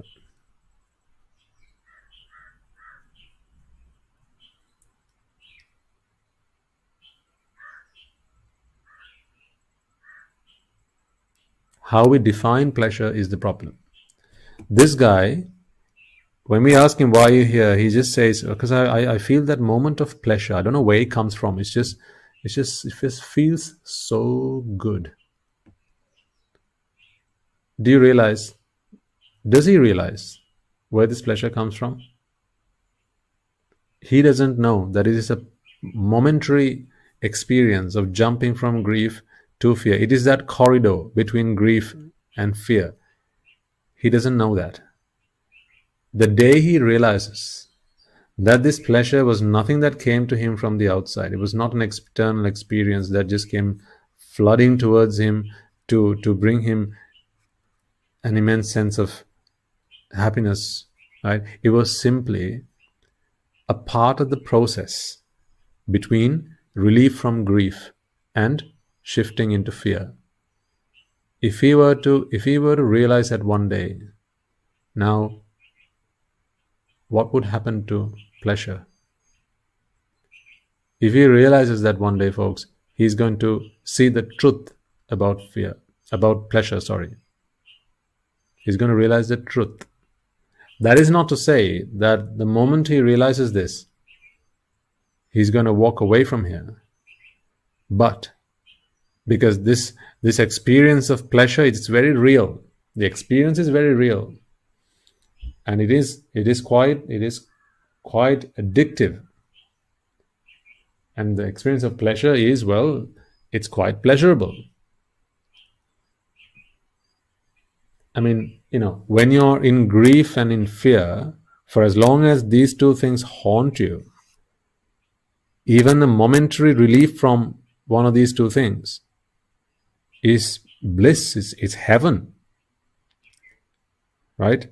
But you can only get this if you accept this and this.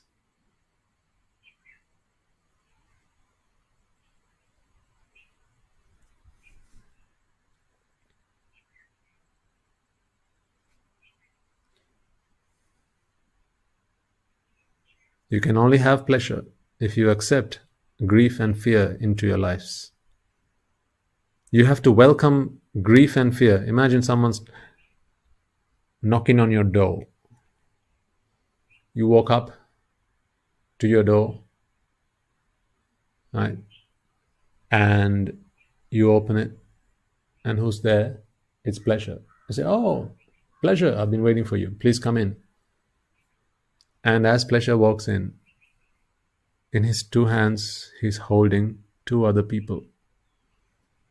And you tell pleasure, "Excuse me, I only asked for you to come in. I don't want the other two anywhere near me." And pleasure says what? It doesn't work like that. As a matter of fact, think about this, okay? If this is your door and this is you standing here and you want pleasure to walk in to your door, through your door, this is pleasure. Do you think that pleasure is stood like this with grief in one hand and fear the other hand? Do you think this is how pleasure walks in? So he walks in and along with him grief and fear walk in. Do you think that's how it works? Truth is, that's not how it works. Let me tell you how it works then.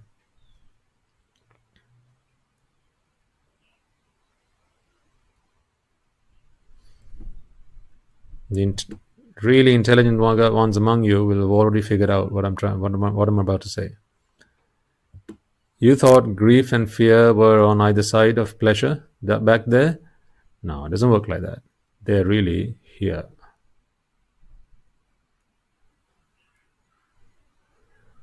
Why? What's the difference?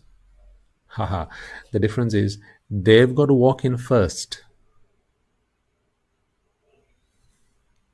They have got to walk in first. And they bring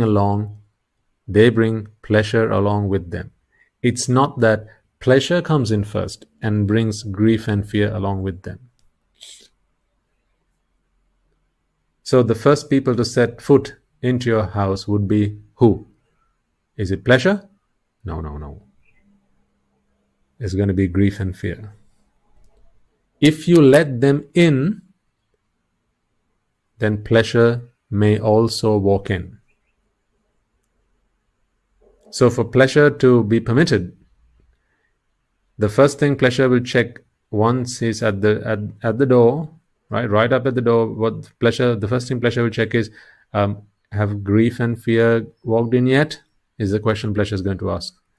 And if the answer is no, then pleasure says, well, I can't get in until they've walked in. You got to let them in first. Do you see the dilemma? You've got to say okay to grief and fear first, and that's when pleasure can walk in through the door. What do you have to tell this guy? Oh, this girl, this man, this woman. You got that written down, right? Well, when you see him next, or when you see her next, don't forget to tell them what you have written down for them. Don't forget to pass on the message, and please do give them my regards as well.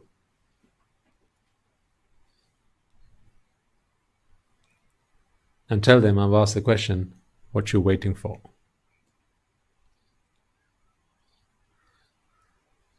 Especially if they're male and over the age of 14. And particularly if they're unmarried.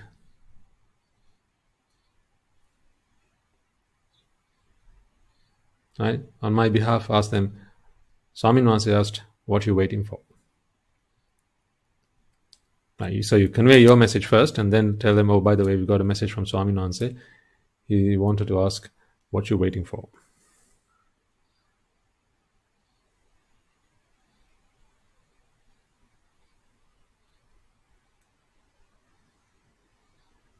This is the true story.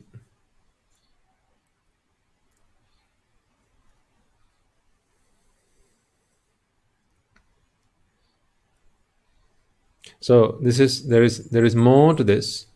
Okay, I this was a lot about bringing back quite a lot of the things that we discussed in the past, right? Because I want to make sure our carriages are all back on the tracks, right? And they're very they're well fueled and greased, right? And well lubricated, and we've got the tracks solid and strong. Because there's something else I want to introduce to you, but I need to make sure that you're clear on this stuff. Understand that for as long as there's wanting in the mind, for as long as there's a want in the mind, you are cursed with grief and fear. Pleasure is simply a momentary relief from grief as you jump into fear. If you say no to grief, you have to say no to pleasure. If you say no to fear, you have to say no to pleasure.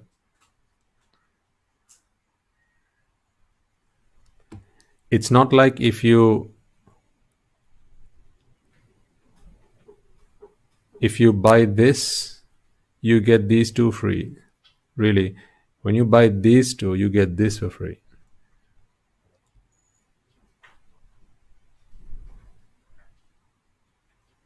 But really, you think you're buying this. You think you're buying pleasure. Of course, it is pleasure you want after all. But what's really happening is, it's grief and fear who deliver pleasure to you. You can't have the pizza without a delivery driver. Who comes first, the pizza or the delivery driver? So who are the delivery drivers of pleasure? They are grief and fear. They deliver pleasure to you. And they don't just deliver pleasure. Remember, grief and fear are equally strong emotions. They're equally strong energies, which your mind will have to fully accommodate. The extent to which you allow grief and fear to walk into your life is the extent to which you will also be able to enjoy within air quotes, pleasure.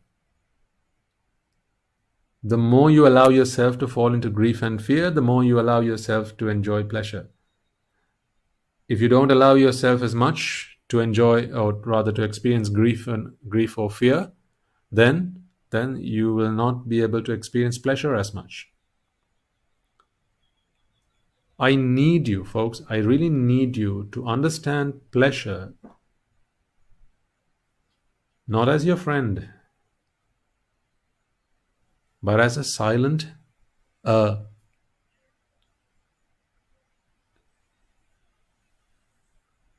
camouflaged enemy.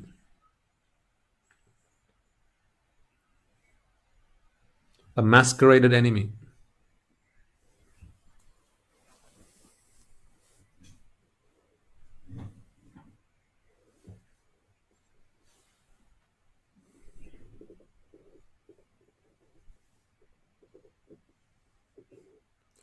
Pleasure is simply the transit between grief and fear.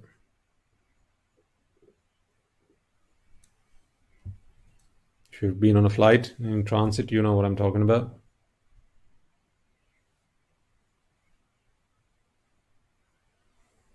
You have the departure airport, you have the destination airport, right? The arrivals, and between these two,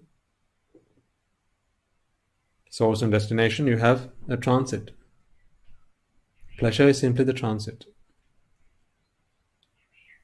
It is simply a means to an end. It is not the end. You can't end at pleasure. That's why you can never be 100% happy through this process. This is the process of abhisankara. In other words, this is the process of acquiring the things that you desire, going after the things that you want, not realizing that there's a problem with wanting, continuously working through life and accumulating the things that you want, gathering them up.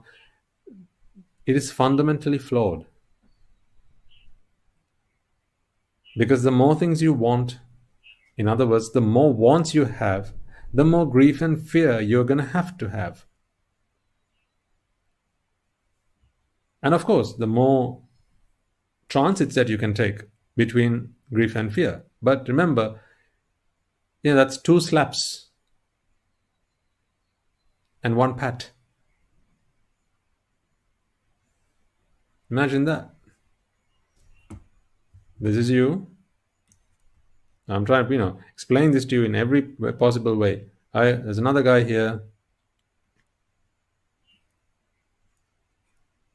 And 1 guy here. Okay? And the 3rd guy here. These guys, their job is to slap you. This one and this one. He's the G, he's the F. This guy's job is to pat you. He'll only pat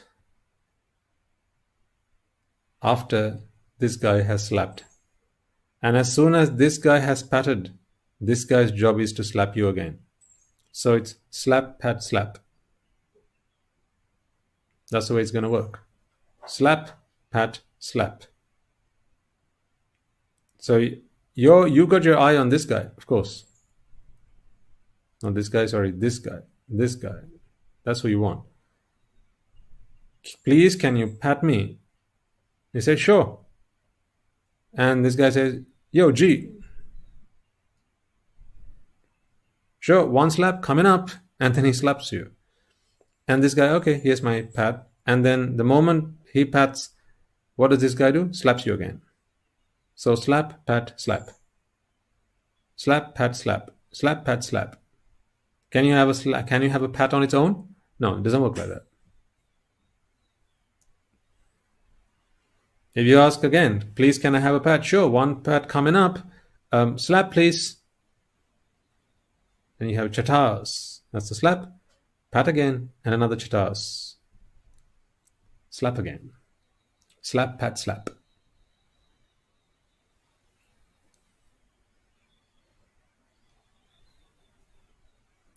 Now let's go ask this guy, why are you here?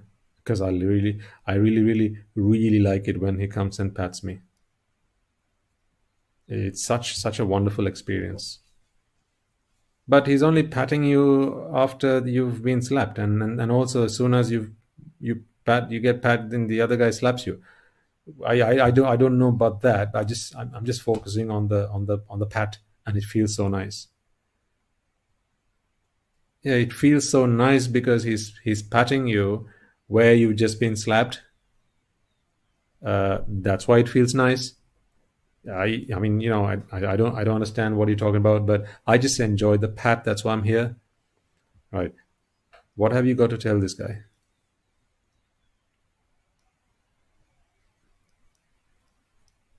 In what words would you try and capture this guy's this guy's approach to life? What do you think is going through his mind? Do you think he's sane or insane? Would you like to spend time with him? Would you like your kids to go and spend time with him and learn the art of happiness from him? Would you like that? Would you send your kids to this guy's school if the name of the school is How to Be Happy? And he's the teacher, he's the headmaster. He teaches kids how to be happy. Would you send your child to this guy's school? Would you? Sure. What's his name, by the way? Did I get that wrong again? Okay, what's her name, by the way? Do you know this guy? Sure. Well, when you meet him next time, tell him what you think about him. I'm sure you bump into him or her sometime. Usually if there's a dressing table around somewhere, that's usually the places where you get to see this person. A dressing table or in the bathroom. You got the by the sink, just above the sink, just above the sink. There'll be a rectangular object. Usually in there, I'm told, you can usually find this person. And I mean, you tell them what you think. Don't tell them I said anything. Sometimes they don't listen to me, but I'm sure they'll listen to you. And do pass on my regards, my compliments as well. Ask them, tell them I said, especially if they're male, 14 plus, unmarried, do me a favor and tell them Swami Nuhanse asked, what you're waiting for.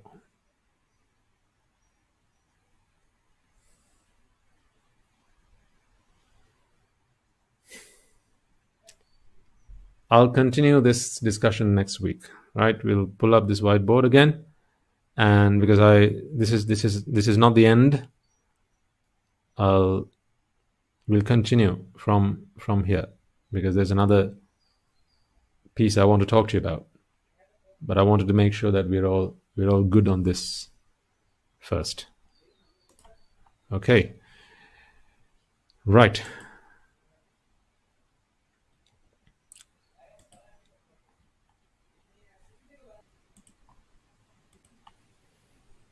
Okay, right then. Let us take a moment to answer the merits today. Before I do that, just one thing I want to emphasize, folks. As a Mahasangha, we have fully accepted that it is our duty to help you as best we can. So no matter what the challenges, no matter what the obstacles, we will do everything we can to serve you as best as possible.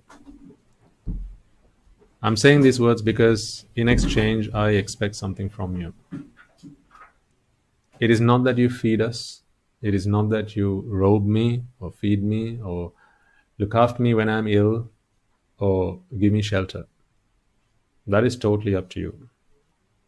I don't expect that from you. That is up to you. What I expect from you, though, is make the most of what we're offering you. It is no easy feat to make these things happen, particularly when so much is going on around the world. This is not a complaint, and I'm quite happily putting myself and as well as everyone else involved in this. We're all more than happy to do all of this, and we will continue to do it for as long as possible. What I'm saying is, in return, I expect something from you. That's all I'm saying. I'm doing this very happily, and I expect something in return from you, and that is, make use of these talks. Understand, do your level best to understand them. If you try your best and you fail, it's not failure. It's just an obstacle which we can overcome. Because if you're trying, then you will one day succeed. What I want you to do is to put what you learn into practice and share this gift with those who you feel would benefit from it. Just as we do our best to share it with you, please do the same. But that is secondary. Primary objective, primary ask of you is, of course, make the most of these, take them into your lives, and achieve the ultimate bliss, the ultimate happiness that our great master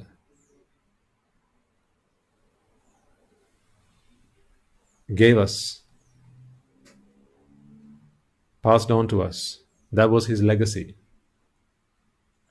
So we must embrace it, and we must be grateful that he went through all that, made all those sacrifices on our behalf, and it continues to this day by the Bhikkhu Bhikkhunis and the Upasak Upasikas.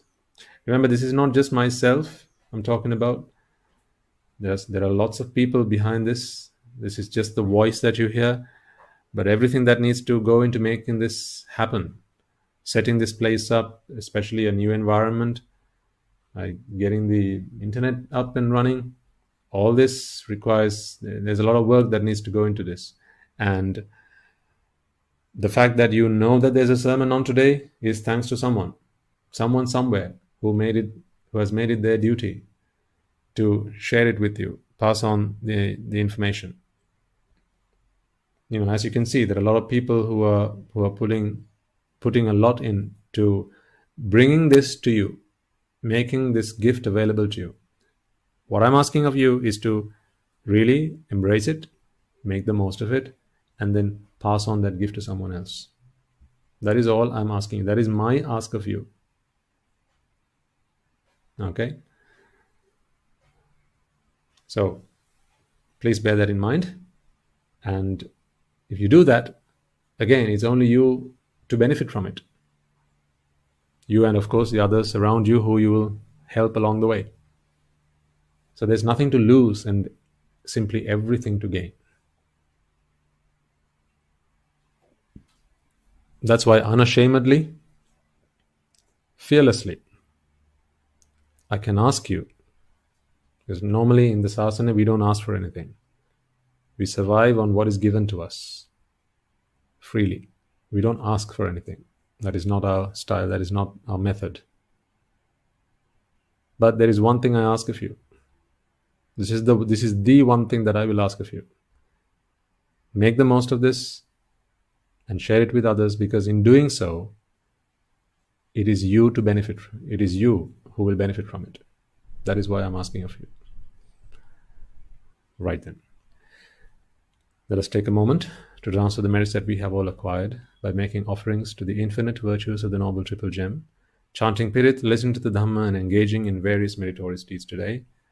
First and foremost, let us remind ourselves how incredibly fortunate we are to be in receipt of the Lord Buddha's teaching, and with immense gratitude, let us transfer these merits to the bhikkhus and bhikkhunis, upasakas and upasikas, who since time immemorial have protected and preserved the sublime teachings of the noble lineage in the form of the Tripitaka,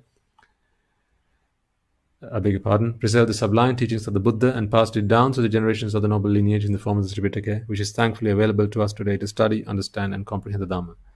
Let us also transfer the merits we have acquired to all members of the Mahasangha present throughout the world, including the chief prelates of all the chapters who dedicated their lives to the noble path and have committed themselves towards the betterment of all sentient beings.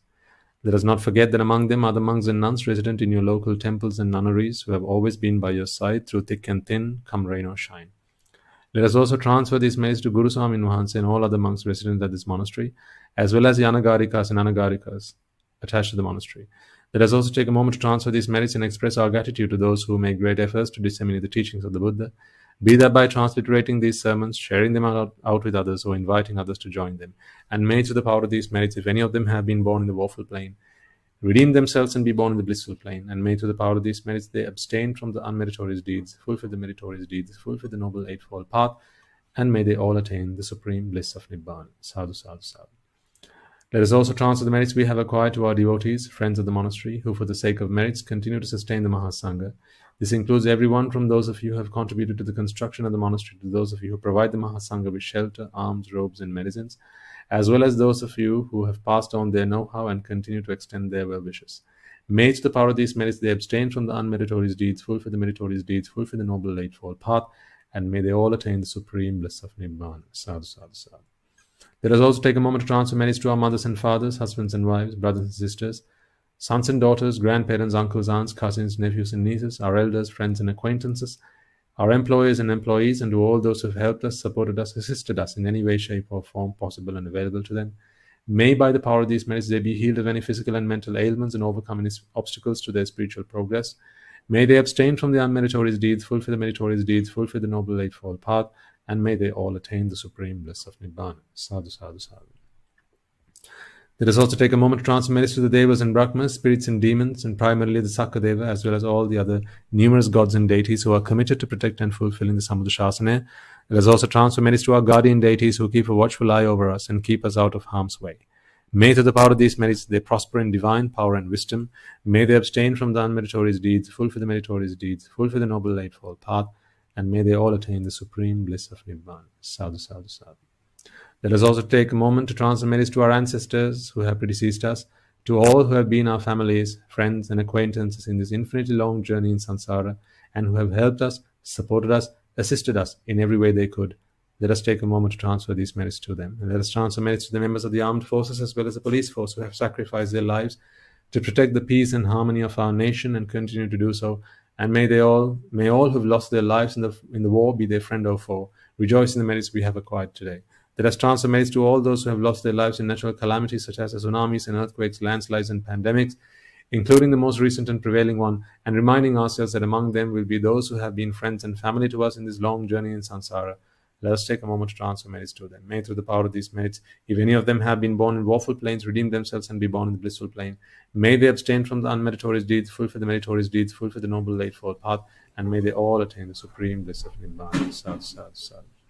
Finally, let us all resolve that may, through the power and blessings of all the merits we have acquired throughout the day, we be able to witness the advent of many hundreds of thousands of arahants on this blessed land. And finally, may through the power of all the merits we have acquired today, you and I and everyone who has helped make this program a success, become an Arahatun Vahanse or Arahat Mehinin Vahanse in this very life and in the era of the Gautama Supreme Buddha itself. Sadhu, sadhu, sadhu. On that note, we will conclude today's sermon. May the blessings of the Noble Triple Gem be with you all.